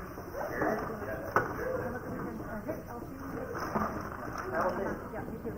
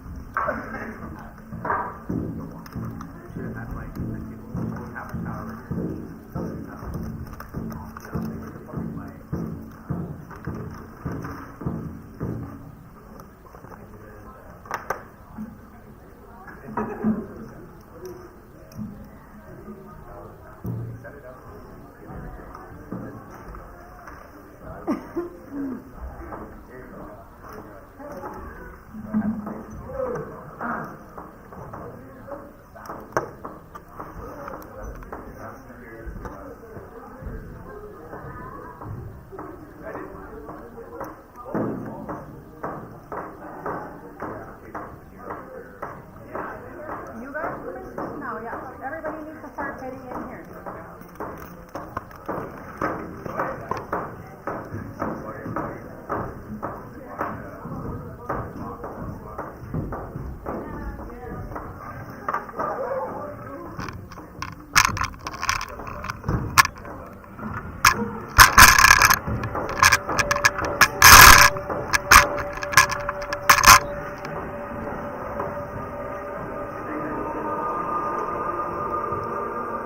Under the moon, under the stars, all because the sky we are.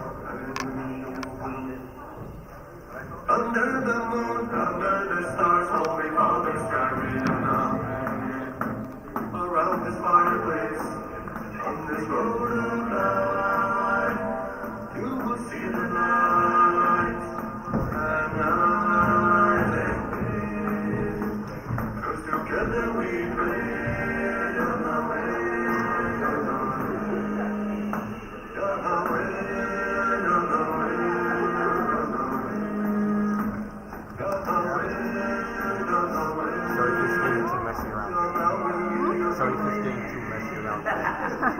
Okay. Around this fireplace, On your road of life, you will see the light. And as together we pray.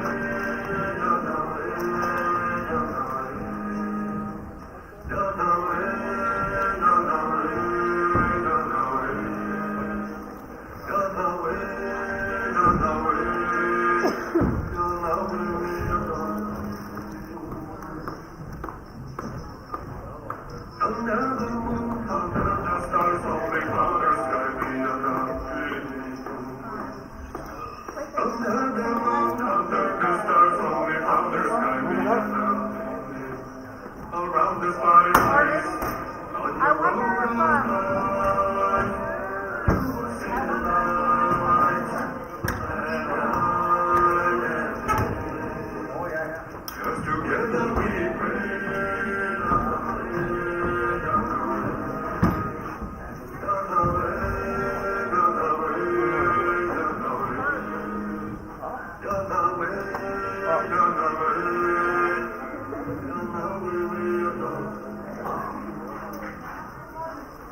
Around this fireplace, on your road of life, you will see the light. Cause together we pray. Ladies and gentlemen, as we get ready, we're going to have the mystical sounds of Mr. Trevor Keenan. Sing louder, the kids want to hear you.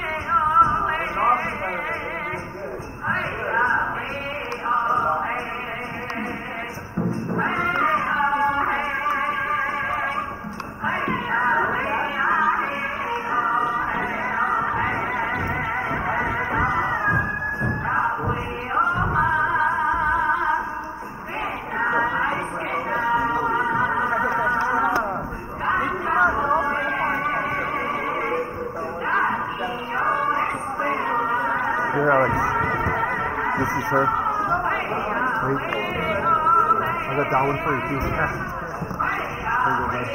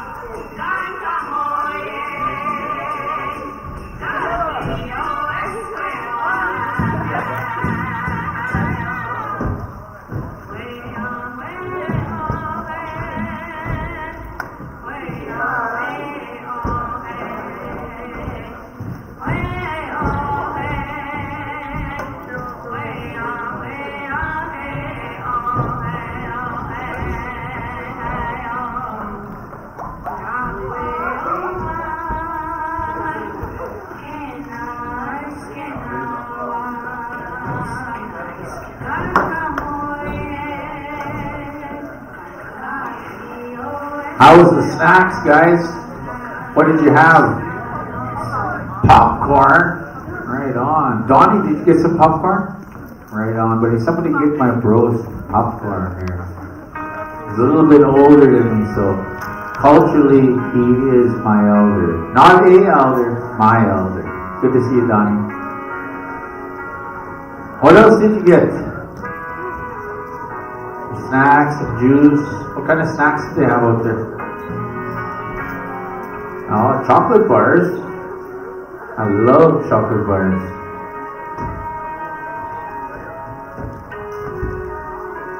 Stand by, Eagle Boy singers, as the students make their way back here slowly but surely, guys. We're going to have a really cool powwow demonstration happening here shortly. As I mentioned earlier, I started dancing when I was 10 years old, growing up in the city. And I met the Daniels family out in Sturgeon Lake. And I was so amazed that they were dancing at Founders Day in Prince Albert. I was watching these dancers, and I told my mom and dad, I want to do that. I want to dance our dances. So I started dancing fancy for many years, learning, starting off very modest with different colored outfit, different colored breechcloth, different colored arm bustles that were borrowed. Not too many dancers like to lend out their outfits. It's a real personal thing. It ties into a lot of times that dancer's Indian name. It ties into that dancer's colors that they wear, that spirit animal that they wear. So it's a very personal thing when you look at a regalia of any dancer. One of the cool things about our dances is that everybody has their own style. Even if we were all fancy dancers in here, we have our own colors, we have our own way we step to the drum, the way we do our downbeats. Same thing in the women's and the gymnal and the fancy traditional. Everybody has their own way of sharing that dance. It's very awesome. It's a very cool teaching to respect those dancers that put on their regalia to dance for us and to showcase their style. And we're very fortunate today. We heard some of Patrick's story, but as well, he come a long way, as he mentioned, in powwow. And he's basically, for us in Saskatchewan, he is our champion. He's the world champion. So a very big treat that we have going on here, having Patrick Mitswing. He's an entrepreneur. He's a businessman. He's into all types of social media, as he mentioned. But his main thing that he loves to do is to share his style of fancy dance. So he's going to do a few dances for us here momentarily as we wait for the kids to come on back in here. One of the things here, guys, it's very fortunate that we have all these cool presenters. Not a lot of schools, have the opportunity to have the presenters that we have here today.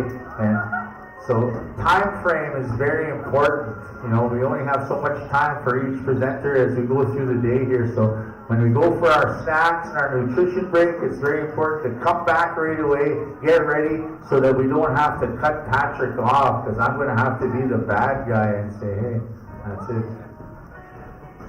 So just respectfully, see my son, right on, me and the Sizzler brought my favorite drink, Red Bull, so I might put on my grass outfit. I was one of the tallest fancy dancers in Saskatchewan history at 6'4", and I had the biggest moccasins, size 14. I used to have to get some of my other beading friends to make those moccasins, and they'd always charge me an extra $50 because you got to use more hide on my moccasins. And you know what they say about Cree men with big feet, eh, Donnie? Big moccasin. Yeah, that's what you thought, eh? Right on. So again, thank you kids for coming back here promptly. We're going to try and get going here as quickly as we can. Where's my good buddy, Mr. TJ Warren? Is he out there? We're going to be starting here probably in about 2 minutes if they're ready. Eagle Boy, are you ready? How about one good push-up from Eagle Boy? Let's hear it, boys. Here, let's set the tone here for the kids here. It's always awesome, even when we started today, we're hearing the heartbeat of the nation. The heartbeat, the first sound that we hear when we're in our mom's belly. When we're being born, you hear your mom's heartbeat. A lot of times when you're at the powwow, you'll see little babies, and it's very loud. You hear a lot of powwow singing, but those babies can sleep peacefully as they know that it's the heartbeat from the heartbeat of our nation. One push up there, Eagle Boy. Let's set the tone here as we get set for the world champion momentarily. Oh, God.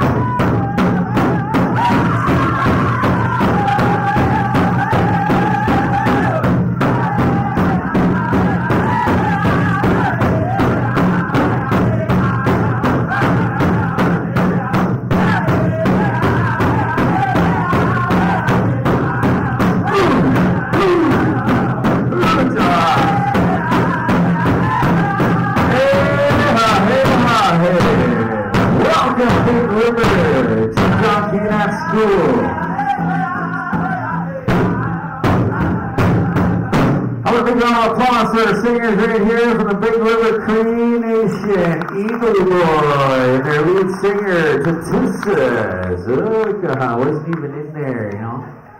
Very fortunate out here too at Big River. I think there's at least maybe 9 to 11 different drum groups. And one of the things in Whitefish, as we call it here at home, is that we're blessed with lots of culture. We have Sundance, we have ceremony, we have a lot of singers, we have lots of dancers. So anytime like that you feel in your heart that you want to do that, get out there and dance. A lot of times when I have the opportunity to go and speak at powwows, you know, a lot of the powwows that I was doing last year and the year before is we welcome non-regalia dancers. Like I said, when I was 10 years old, when I seen powwow, I really wanted to get into it, and I was fortunate enough in Prince Albert that opportunity was made by the Friendship Center there. They had powwow classes. A lot of the Daniels family come out, a lot of people from Sturgeon, Whitefish Juniors came and sang for us. So we got to know them really well. But it's taking those opportunities. If you want to be a dancer, you're from Big River, you're a Cree person, you can dance too. Talk to your relatives, talk to your friends, and if you want to do it, you can get involved too. And it's a very awesome thing to do. And it's a little different, you know, when you're dancing without an outfit. I've done it many times. But also when you wear that regalia, the sense of pride that you're wearing, you're dressed in your best of regalia. Ladies and gentlemen, without further ado, have a big round of applause for the world-class champion taxi dancer, Patrick Mitswing, along with his family, Leland Mitswing, and Batsana Mitswing. Also, from the Big River Cree Nation, your own champion, Jared Jawa Whitesband. Oh, yeah. Awesome. You know, Cal's a professional MC in the Powwow Trail, so that's why we got that hyped up voice. That's so awesome. Thank you, Cal. Yeah, I just wanted to, while I was here, I reached out to the organization and said, you know, I got my family around too. We could do a dance presentation. But just want to leave you guys with that good medicine, that, you know, that good energy of our powwow. And like I said, you know, my big goal was to be a really good dad. And so all my kids, I'm missing one of my oldest son is not here, but we all dance powwow. And I know Big River, Mistai CP is a place where a lot of champion powwow people are from here, so it's an honor to be here. Jiao is my adopted brother. I adopted him into my family. And so we're going to just give you guys a little performance of our family. I know there's a lot of champion dancers here, champion singers, but we just want to share a little bit of our medicine here with you guys. So boys, we're going to start off with warm up with a crow hop 2 starts, and then we'll do a full straight song, and then a shake song, okay? So we got 3 songs coming your guys' way, and so whenever you're ready, boys, let's do a crow hop song, and we got sister here, Gonzalez, going to start us off. Here we go, powwow time.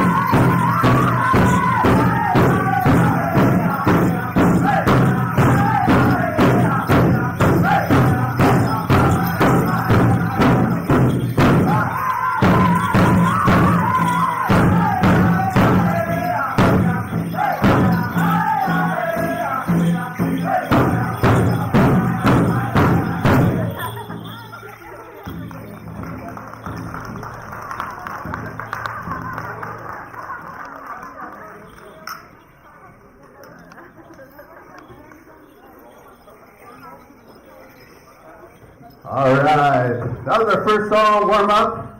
Now we're going to do a straight song. Boys, whenever you're ready, let's get them dancing. Fast and fancy.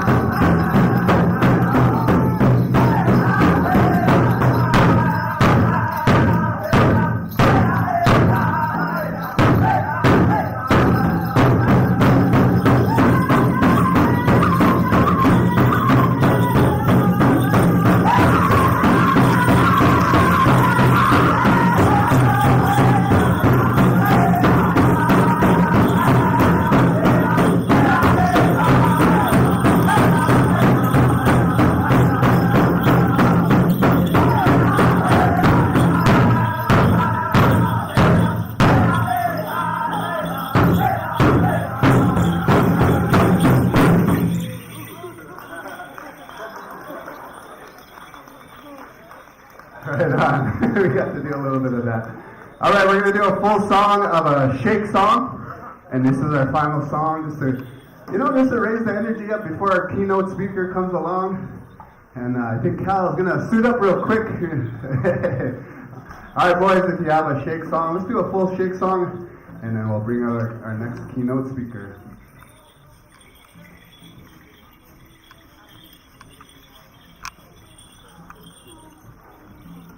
What do you guys think? Some fancy dancing. Pump it up here, guys, like this. World-class fancy dances right here. The louder you cheer, the harder they dance here.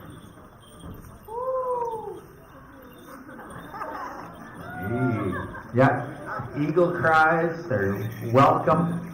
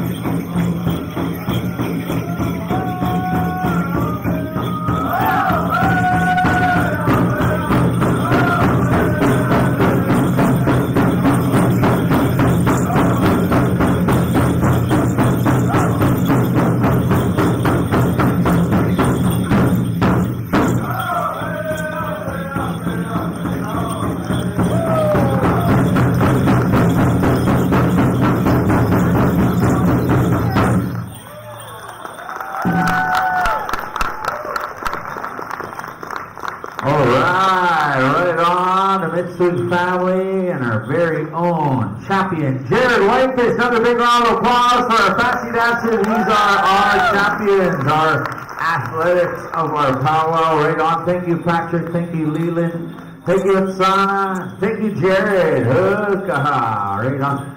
So one of the things with powwow too is just kind of like we call it Indian aerobics. So if you ever want to get in shape, don't go into get a gym pass. Just go shut the curtains, put on a powwow song, and start giving it right in your living room. Dance your own style. Actually, who wants to dance right now? Come on up here. Come on up here. Anyone who wants to dance? Come on, boys. Come on, boys. Eagle boy, get 2 starts ready. Come on, kids. Who's gonna do it? Who's the bravest one here? Nobody wants to dance? Just Mr. Wapas? Come on down, guys. How many girls? The girls will show. No takers? Too shy of these dancers. Nobody wants to dance in front of their peers. Cal, I think I want to see you dance. They want to see me dance? You guys want to see Cal dance? Unfortunately, my muscles are in the shop. Alright, I think right now, what we're going to do, who's hungry? Alright, we're going to have lunchtime. Where's lunch? In the lobby? Alright, let's go for lunch. We're going to be right back with our next presenters. Since you guys don't want to dance, holy. And while you're going, those who want to dance, Eagle Boy, how about a song here for lunch? Oh, God, me and TJ will dance. We'll shut these curtains. We're going to give her. We're going to get in shape. Summer, get over here. Some of you don't know here, Miss Moore and Summer Moore, boy, long time fancy champion. She's trying to retire, but we won't let her. Yeah, come on, Summer. Come and be a role model. Get over here. Also, Joanne Moore, Miss Moore, she's also a former fancy dancer. Get over here. All right, here we go. Everybody wants to dance. Come in. Everybody laugh so no one can look at you. Come on, counselor. Show us your steps. Let's go. Hey, like that. There you go. You're going to have to go to grand entry. You have to know principal. Come on up. Principal. Let's go. Where you going? Don't take off. It's Miranda wants to dance. Get over here. Oh, yeah, Miranda's dancing. That's your style. Everybody has their own style. Exciting. To the beat and back. Switch it up. See what I did? See what I did? You're going to it. Come on, Sean. Come and dance. Come on. Here we go. He's not shy. Look at it. It's popcorn. Give a round of applause, guys. Here we go. Look at him. Yeah. Hot sauce.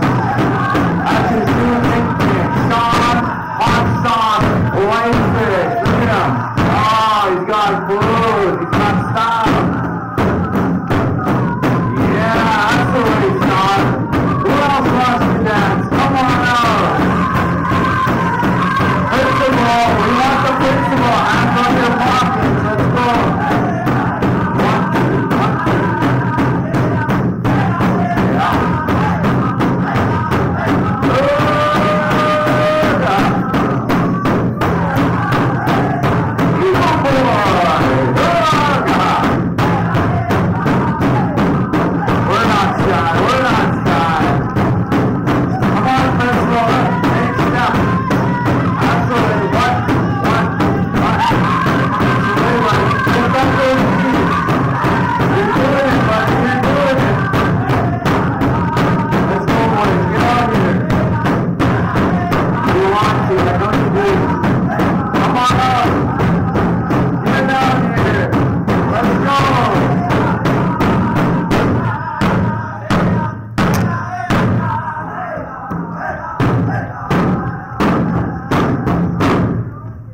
Round of applause for our 2 dancers. Oh, God. Give me a 5. Right on. Good dancing.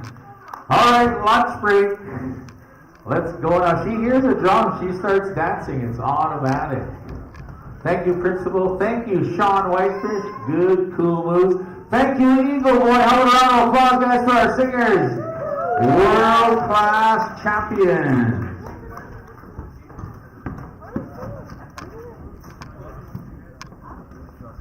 Are you sure it's working? Because Wendy was saying is. Stop for a little, the battery died on us. Yeah, Oh, okay. You're live right Am I? now, yeah. Hello. Just kidding. Oh, I didn't even know. There's a little bit of noise. Yeah. How's my makeup feel, sir? That's so close. I did not know I was like right there. Oh my god. Delete that right now. It's live. I can delete it on the recording. Like when I No, I'm kidding. That doesn't matter.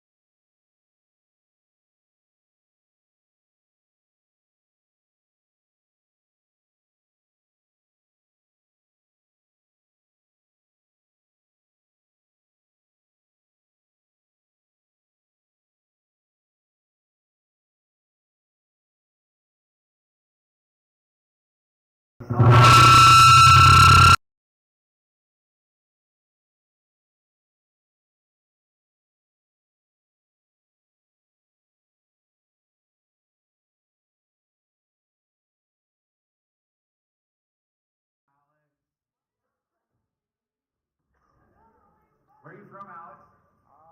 Originally, Regina. You're from Regina? Yeah. You don't look like you're from Regina. Came here 2 years ago. Where's your homeland? Oh, that's a bit difficult. Where? Ethiopia? Ethiopia. Look at that guy. You got a rough. Were you born there or born here? No, I came here 20 years ago. 20 years ago you came here? You were out there? Well, where you on, man? Welcome to the tribe. You know what we say out here? Give a round of applause all the way from Ethiopia, guys. Right on. Welcome to the Big River Cree Nation. Out here, we got hunters, and Trevor's a berry picker, so we have berry pickers. And what he says is darker the berry, sweeter the juice. So right on. Good for you. Welcome to Treaty 6. Yeah. Trevor used to be a hunter, Kayas. He has some old answers and that, but now he keeps his ice cream pails ready for fall. Oh, Trevor's gonna get you later, man.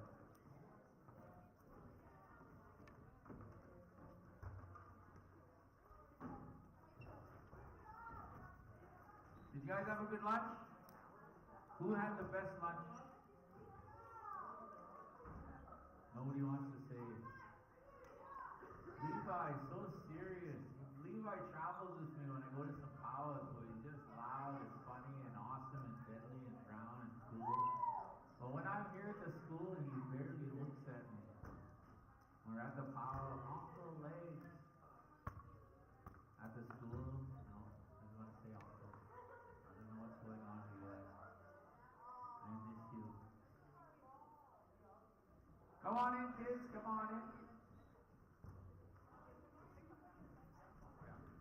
Also, guys, keep your areas clean around yourselves. We don't want other people to come and clean up our mess, so we're going to show that respect. If you have garbage, take it to the garbage can. Don't throw popcorn around, because all those people that work at the school are cleaners. We don't want to make their job more than they have to. So it's showing respect for those people that help us. We're going to help them by taking care of our own garbage. So thank you for that. Hey, hey. That's one of our TV teachings of cleanliness. And Trevor's TV teaching, humbleness. Really short reach club. Really high step. All right, guys, get a good seat.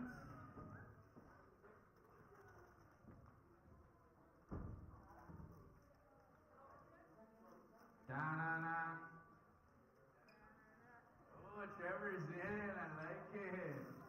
Da-na, da-na-na, da-na. How many Oiler fans? Ooh. How many Calgary Flame fans? Alright, there's only 3 of us, but you know what? We always stick to our team. We don't change. If our team doesn't make it, we don't cheer for another team. I don't even watch the playoffs if Calgary's not in. I've always been a Calgary Flame fan. Goes with my name, Calgary Arcan. My first muscles were Flames colors. Trevor remembers. I actually danced at the opening ceremonies of CC Waham, Kayas. It was a long time ago. Chief John Peenach was the chief that time. He was there. That's when I met him. It was a pretty cool time. Were you there? No? You seen pictures? I'll get some copies of those. I'll sign them for you.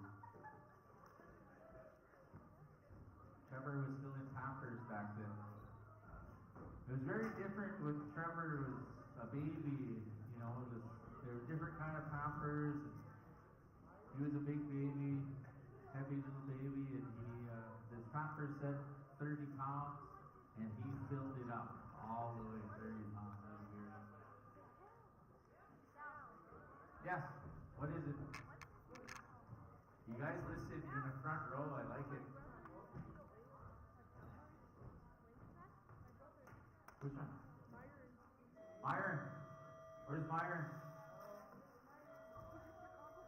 Myron. Who's your favorite hockey team? Chicago. Chicago Blackhawks? Is that because of number 98, Bedard? I am also number 98. But I was first, Bedard second. But you used to be a Flames fan, right? Yeah. Yeah. You're an Oilers fan? Were you always Oilers? Never any other team? No? Some people, you know, they change teams or they have two favorite teams, which is okay. Everybody's different. I only have one. But I like watching other teams too, not gonna lie. I used to like watching Winnipeg.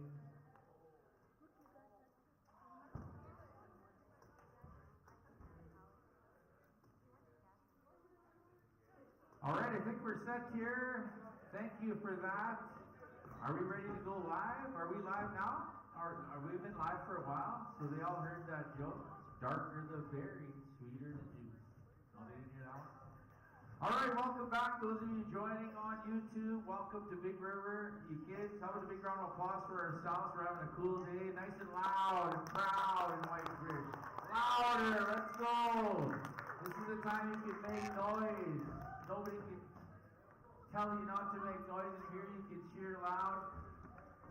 Some of the kids are still making their way in here. Well, we're going to try to stick to on time here, so you guys are right on. You guys are on Indian time. You guys are ahead of time, and that's what Indian time is. And right now, friends and relatives, after the hugs are done here, a couple pictures, we're going to get started with our show. And then we're going to ask you guys, after, you can come and take some pictures with these cool role models that we have brought here to the Big River First Nation. We're going to get started now, guys. If you can find your seats and sit down here in the hall, I'm going to give these guys an introduction. Friends and relatives, we'd like to make welcome Sheena Kane, the First Nation international model, international boxer, speaker, and everything. Give her a big round of applause. As well with her, another keynote speaker, Mr. Eugene Brave Rock. He's an actor in many shows. I'm not sure all the shows, but if you watch Wonder Woman, he's the only Indigenous actor on there. Give a nice warm round of applause, Big River, and I'm going to turn things over to our keynote speakers at this time.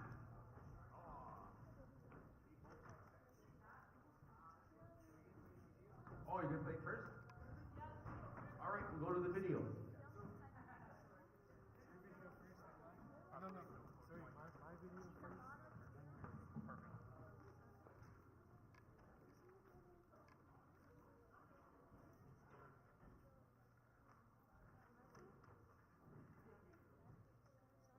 Perfect. Okay, my student found it through Eugene Brave Rock. I'm an actor and stuntman from the Blood Reserve here in southern Alberta. I started to run when I see Steve Regas on a horse, just being so impressed, and it gave me a sense of pride. And that was that aha moment where I was like, you know what, someday that's going to be me on television riding a horse. And I was going through a casting call for Very Where I Wanted Me. I showed up on set, and first day I was asked if I could ride a horse. We were short on some riders. I said, yeah. I ended up becoming an SSE on my first day of being an extra, which is a special skills extra, because I could ride a horse. And it got bumped up right away again because there was a chance to fall off, there was explosions going on. So it was bumped up to the sun then. It's led to everything, you know, everything else that's come along. And everything in my career, being here in Alberta and the film industry, has been stepping stones. I went to LA and I was really nervous. I was really being my first time in Hollywood going to an audition. Usually I'm at the barracks in Calgary doing my auditions in the dark room or something, and I lost it. I couldn't remember my lines, and the casting director asked me to read it out the paper, and I felt really bad about my audition. I left not feeling great about my audition. And anyways, I got a call a month later, and I was asked to fly to London, do a wardrobe fitting for this audition I did. And it was very secretive. They wouldn't tell me what it was. So I flew to London, met the director, and she was asking me questions about stereotypes. And so I expressed my opinion, and she asked me what my view of being called chief was. I thought it was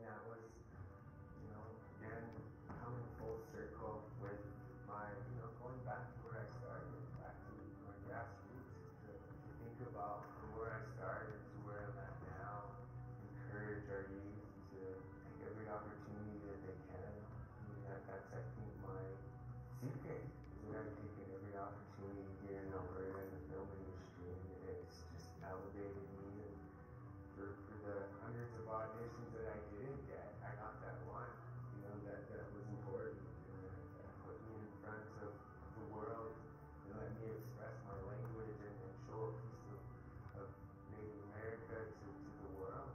The movie industry is giving me that opportunity to show that the dreams come true.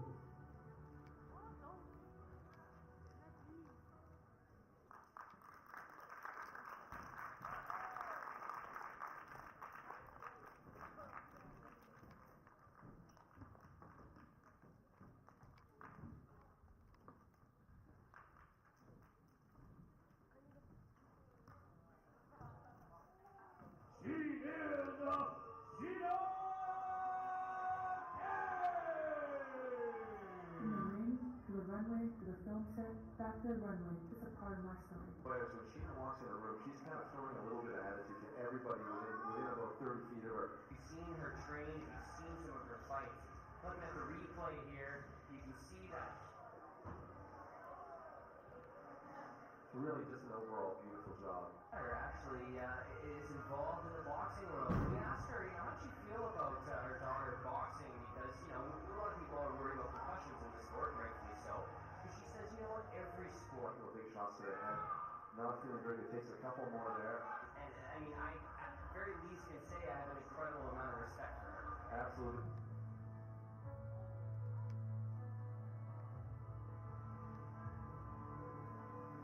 The second I step through the ropes, it's like a whole new world.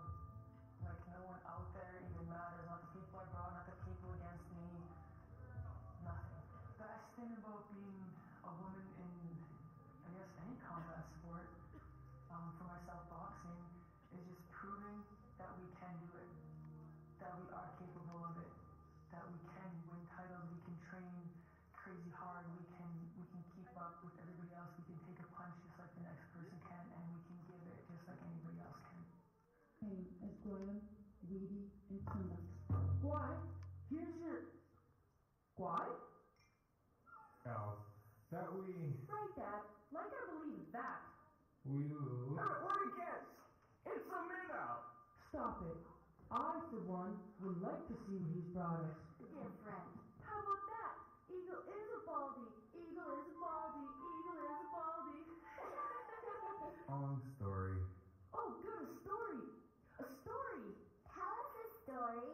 You have the speaking staff.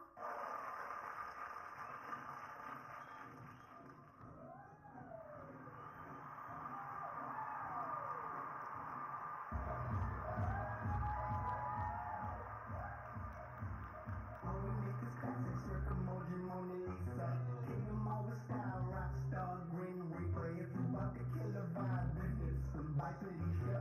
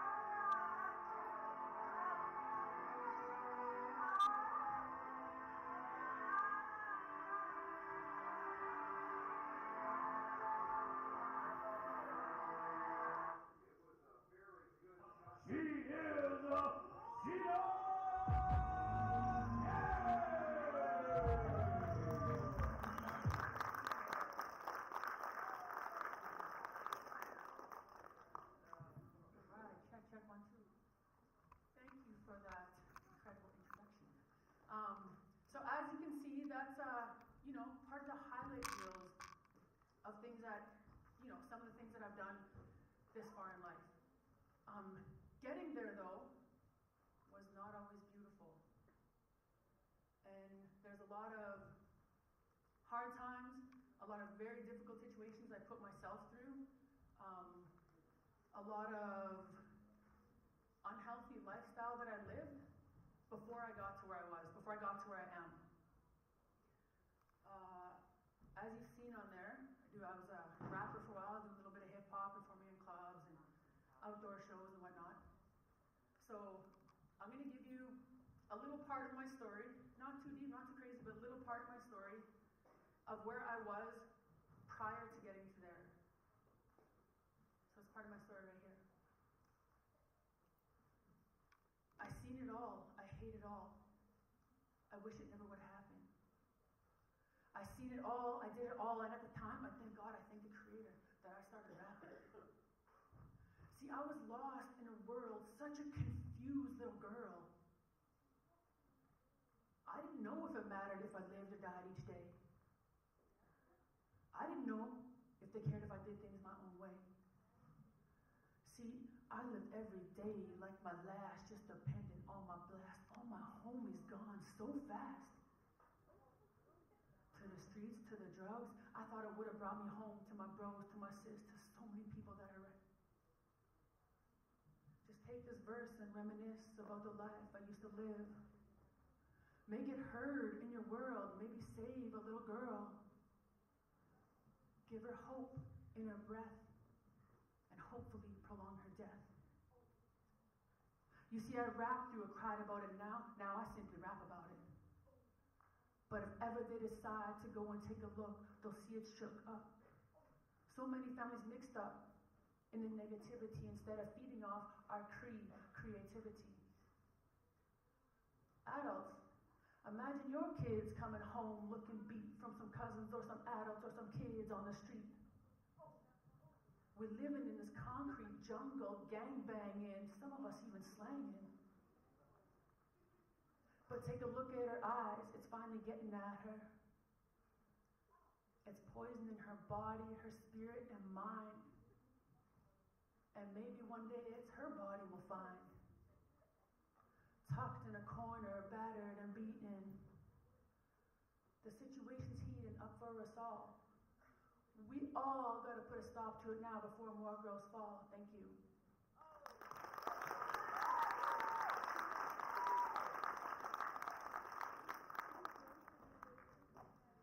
See, I was thinking and thinking, my mind was always thinking. I had a temporary fix, a heavy whiskey drinking. Although I never quite got to junkie tricking, but I was going under like my boat was sinking. I had every kind of habits pulling at my heartstring, and just because I was young, they thought that I'd try anything. I had packs, sold perks, I had oxys in my hand. I was always on the move, but never with a plan. Guys, I almost lost my everything, even my fam. I'm telling you, there's not many highlights just trying to flip a gram. I thought it was this business that I could grow and expand, but I learned more than once that I was sinking in quicksand.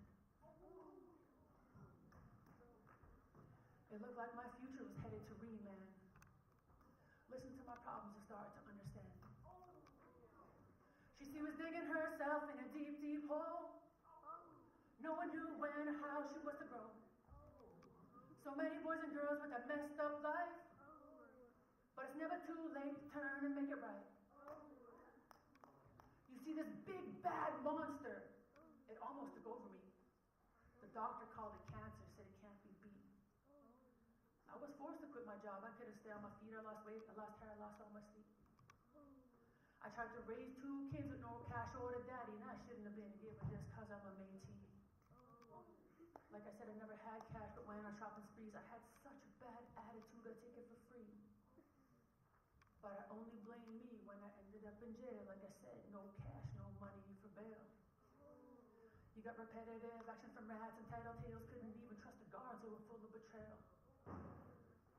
I felt bad for my mom, she never took it so well. I know she'd much rather see me up in that 5-star hotel.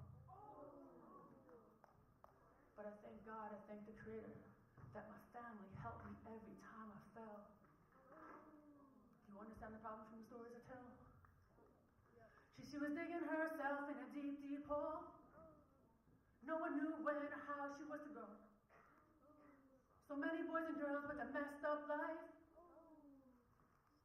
But it's never too late to change and make it right. I said it's never too late to change and make it right. Thank you.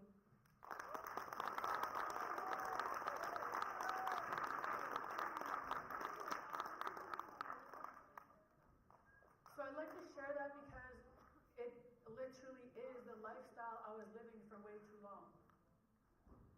A long time, mixed up in drugs and alcohol.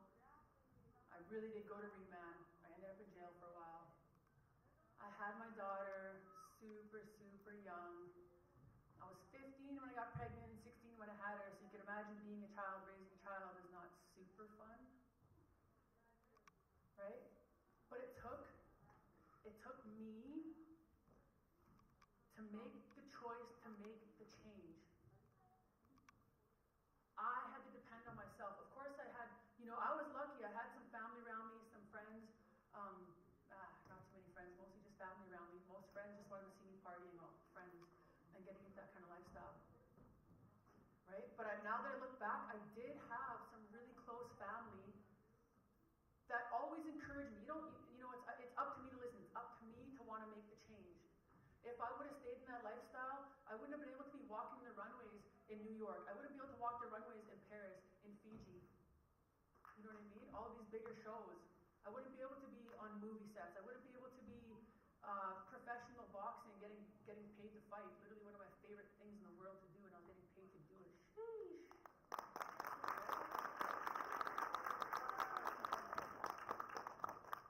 And one of the messages that I want to give is to be an actual friend. Because looking back, like I said, I had a few family members that were super dope. They're awesome. They always encouraged me to do better than I was, letting me know that I was better than I was behaving. Not better than anyone, but better than the way that I was behaving, the choices that I was making. But I think it would be so much cooler, and I think I would have got ahead a lot faster, and I would have been a lot healthier, and probably would not have ended up in jail and doing all these ridiculous things if I had peers around me, my friends around me, encouraging me to do better.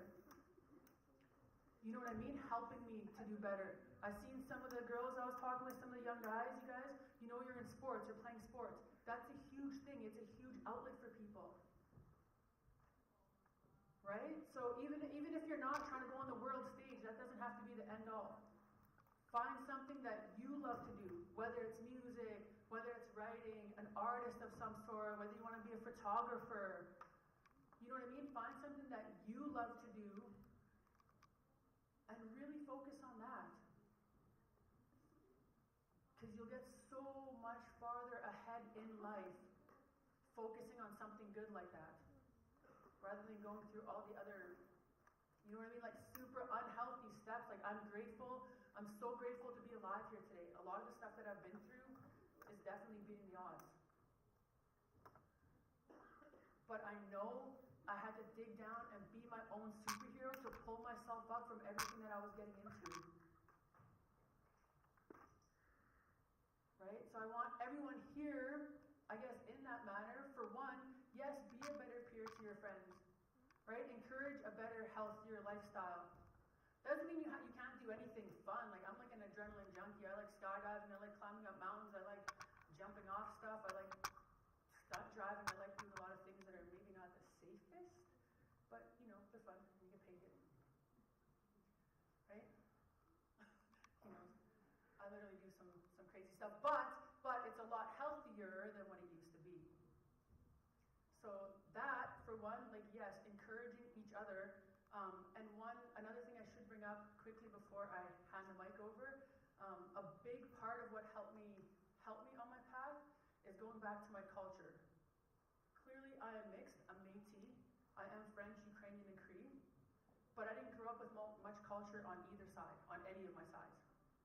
A lot of my friends were Indigenous, and I kind of just got more adopted into that side. And when I got out of jail, it was one of my friends. He actually really, really encouraged me to go back to that. So I started working on my medicine wheel. on all the 4 sections in there, trying to find balance, going back to ceremony, on top of eating healthy and living healthy, but it's one thing that really helped keep me grounded and like bring me back to reality. I was living in like, I don't know, some other world. It wasn't healthy. And it really helped bring me back to reality. So there's a few things I want to leave you with and really encourage you. Appreciate your culture. It is so beautiful. Everyone here is extremely blessed to have the culture available at your fingertips that you have. To be a better you for you. To be your own superhero. And find what helps ground you. Thank you so much for having me. Hi, hi. I'm gonna pass it on. Okay, skuni taniku na tuipita. Michis tuak naks. Anhukaat tu tewa tsakoi. Spiksi kun. Kene kun. Nitsitapi. My name is Eugene Graverock. I was raised by my grandmother, Florence Graverock. I was raised on the Black tribe. I'm part of the Tall Tree Clan. And I know the clip we watched earlier said I was an actor, said I was, you know what, I was just a kid from the res, like you guys. And I'm here to tell you that you don't have to lose traditional values to succeed. What's taking me around the world is knowing my language, riding horses, having long hair, even singing and dancing. It's, as a Blackfoot person, as an Indigenous person, storytelling is our oldest tradition. That's how we learned the lessons in life. We have our storyteller. His name is Napi. And I'm very thankful to, I take that storytelling, like right now in this day in my life, being an actor, I'm carrying on that oldest tradition of being a storyteller. There's a lot of things that I've done in my career that I'm not too happy about, but I feel I had to, just like anything in life, you have to learn some lessons. You can read and see other things, but when it comes down to it, it's experiencing it for yourself. And a big, huge thing for me that I owe my success to is knowing who I am and where I come from. That was given to me by the pride that was instilled in me by my grandmother, Florence.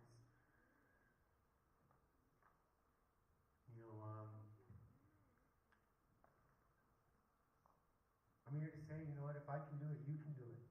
But I also want to be able to tell you how I do it. First and foremost, it's believing in yourself.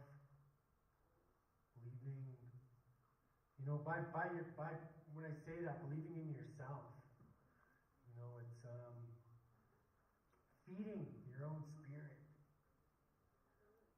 There's a difference between,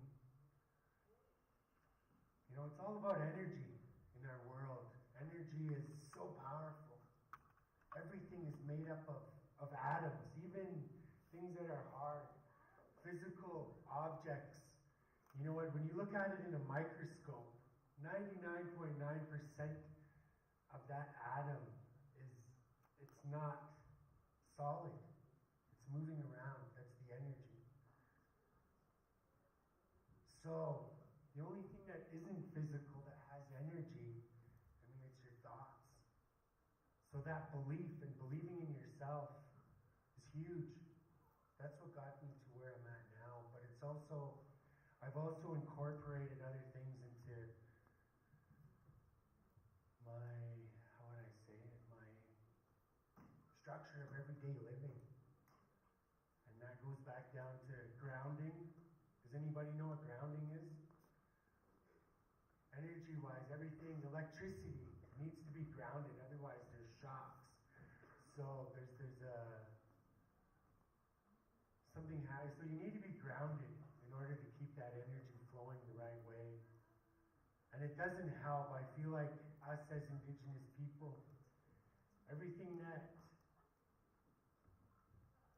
was powerful has been taken away from us. And that's, our language, our way of life, our culture.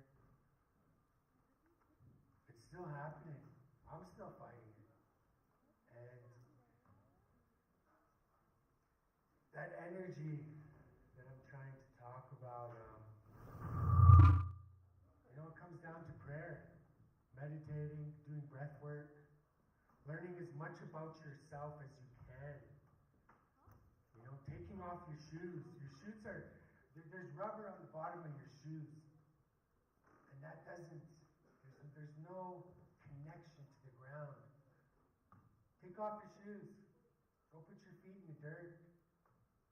Us as Indigenous people, we had moccasins, but that wasn't rubber. There was no disconnection from the earth.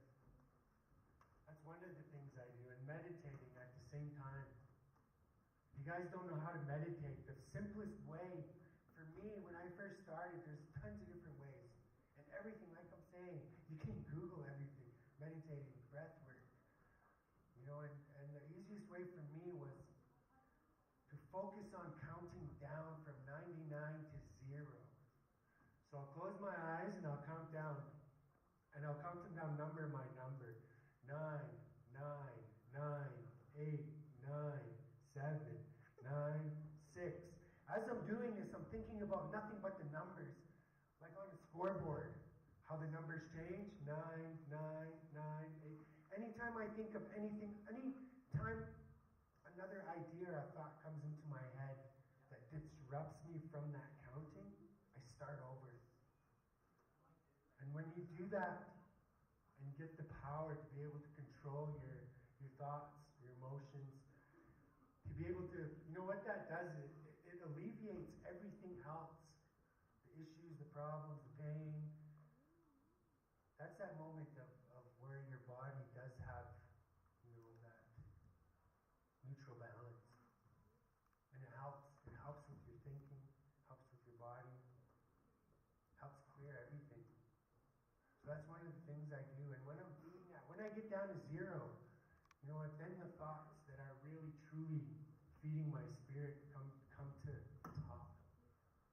When you look at your everyday life, again, energies are everywhere, and it's all trying to disconnect you from your spirit. Break down your phone.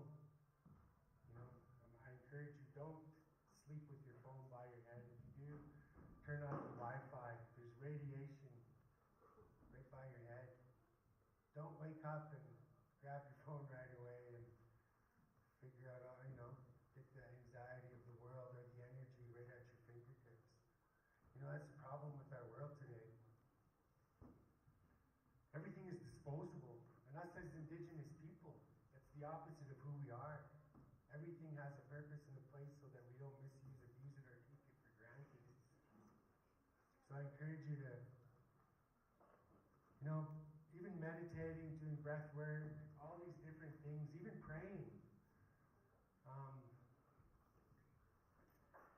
You got to take in life what works for you. I remember being a young boy under the age of 10, sitting with an elder, and there was 20 other kids, and the elder was praying, and the girl beside me said, "My grandma doesn't pray like that." She whispered it, but everybody heard her, even the elder that was praying. When the elder was done praying, she turned around and she said, "Look, I want to tell you guys, the reason why I pray the way I pray is because that works for me. The reason why your grandma prays the way she does is because that works for her. And each and every one of us are different. I know that I learned myself better through experience. By getting on that horse and riding it and figuring it out on myself as opposed to reading in a book. other people would learn more about it reading in a book. So again, I'm telling you, find out what works for you. That's part of the goal in life. And what doesn't work for you, you know, everything's a lesson or a blessing. Everything that we go through. I feel like in my life I don't lose. That has come up the last couple days about not losing. And for me, I can't. Because tomorrow's a new day and I have another chance.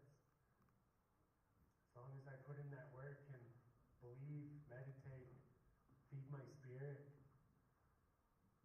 And that's what's guided me to where I'm at now. You know, and I don't want to. As a young boy, I went to and I saw a mentor come and talk, and all he talked about was all the things he did and the places he went to, and I felt a lot of it like bragging, and I'm not here to brag. But you know what? I grew up on the res. I grew up with all the issues that we deal with. But I've also lived in Paris, London, Rome, California. I get paid to travel around the world. I mean, it might sound... It is fun, traveling. You know what? The most I've learned about myself as a human being and as a Blackfoot person, as an Indigenous person, the furthest I got away from home is where I learned the most about myself. I was in Paris, France, where I didn't speak the language, I didn't know the culture. It was culture shock. And before I left, the same elder that was praying that I told you that story about, Grandma Rosie Dayrider, she said, when you're there, you're going to feel lost. She said, so you go to the animals that you're working with in the show. You sit with them, talk with them, connect with them. Ask them for that energy. Energy, again, it's huge. You know, so that's what I did. That's what saved me from going home and going back to the res, and is having that courage to sit with myself and meditate, ground, and pray to everything that was around me that was natural. You know, and it got me to the point of, you know, everything in my life has been a stepping stone. Hasn't been, even now, I still have to put in the work, still have to believe, still have to ground, still have to keep that balance that Sheena was talking about. You know, when it comes to balance, I mean, it always goes back to my hair. You know, there's that mental, emotional, physical, and spiritual. Mental, emotional, physical, and spiritual is those three strands, and tied together with spirituality at the bottom, keeps it together. These are, you know what, I don't come into these conferences or come into talks speaking out of a script, because for me it's oral storytelling, and I'm sharing the story of my life, of what I've done and where I've been, and again, it's been, you know, every time I go somewhere, I'm like, wow, am I the first Indian in this place? You know, and it is, I'm very thankful to be a part of the acting world right now, the entertainment world, the creative world. You know, it's giving me other opportunities to represent our people when it comes to fashion, when it comes to art, and when it comes to language. You know, and all these stepping stones that I went through, again, it was very difficult. It wasn't easy at all. You know what, I heard a million no's before I heard one yes. And it's hard. As an actor, you put yourself out there, you're vulnerable. And to hear a no a million times is tough. It's like, give up, give up, give up. But you know what, I did it. And that's a struggle. When you don't give up, it comes to you. Eventually, that one yes that I got, it gave me the opportunity to speak my language to the world.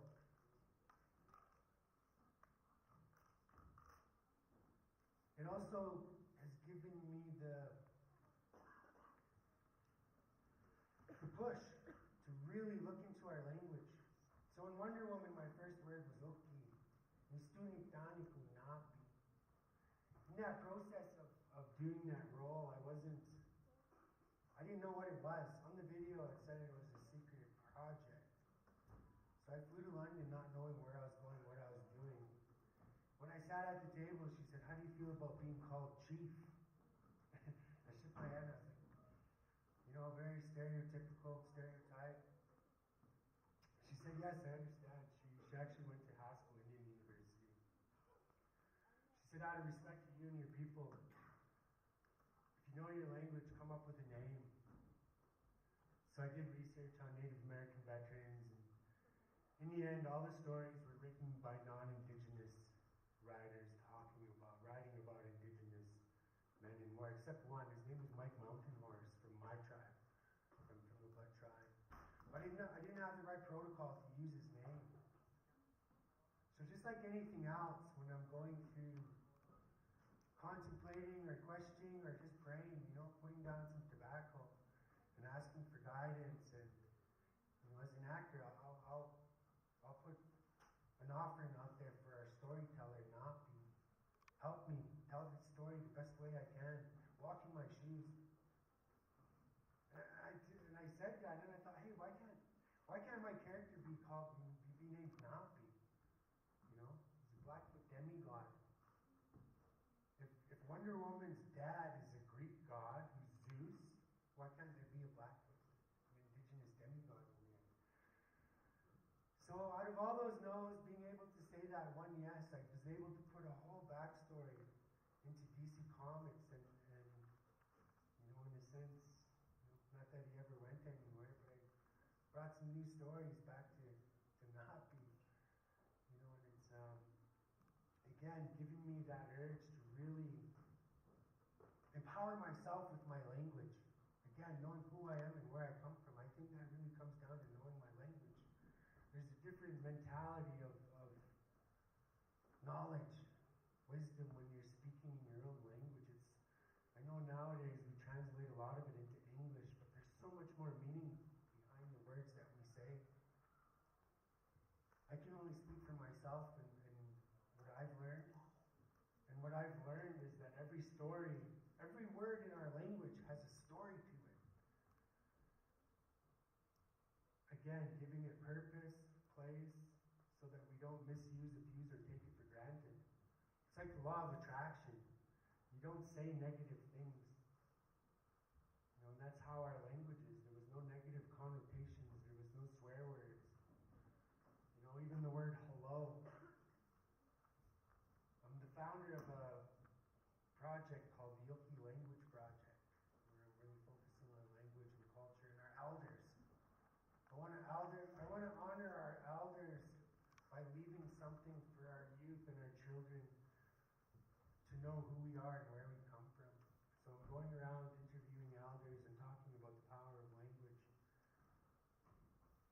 And again, knowing that the power of that every word has a story behind it. That Oki, it goes back to the word water. There's Oki and Oki. That gives life. So when I say Oki, I'm wishing you good life. I'm not saying hi. I think it's very disrespectful when you walk up to an elder and be like, hi. And, walk away, or, at least, if I'm wishing you a blessing. So again, for me, my success, everything that I do comes from that grounding, that meditating, that breath work. There's so many things that we can do, and we have to do it ourselves. Like Sheena was talking about, it's empowering ourselves, learning the most about yourself that you can. Even knowing your Enneagram, if you're into your horoscopes, all these different little things, and finding out the most about yourself is huge. There's a thing called breath work that I tried not long ago, and I did it for deeper meditation. But in this breath work process, it was like I was sitting with a counselor, telling them my problems, but really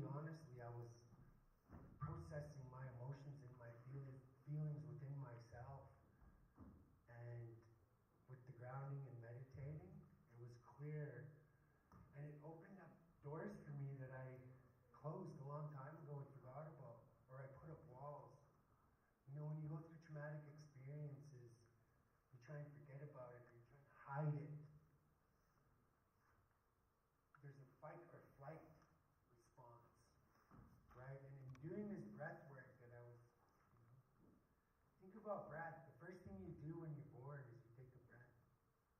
Last thing you do is you exhale that breath. Nobody ever thinks about breathing because we do it unconsciously. But when you're able to meditate, focus on your breath, that energy is huge. What it did for me was it brought up issues of me being a 7-year-old kid going through a traumatic experience. Within half an hour of doing breath work, I was crying around. But you know what? That crying around, I was releasing that weight that I was carrying around for 34 years. And it felt good to let it go.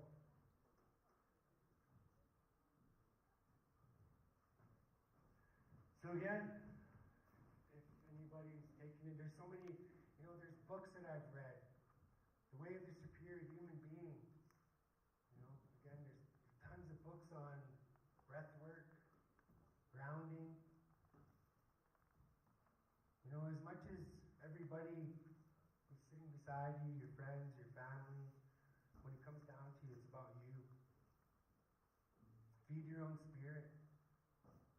I guarantee you that it's going to help you, empower you, guide you.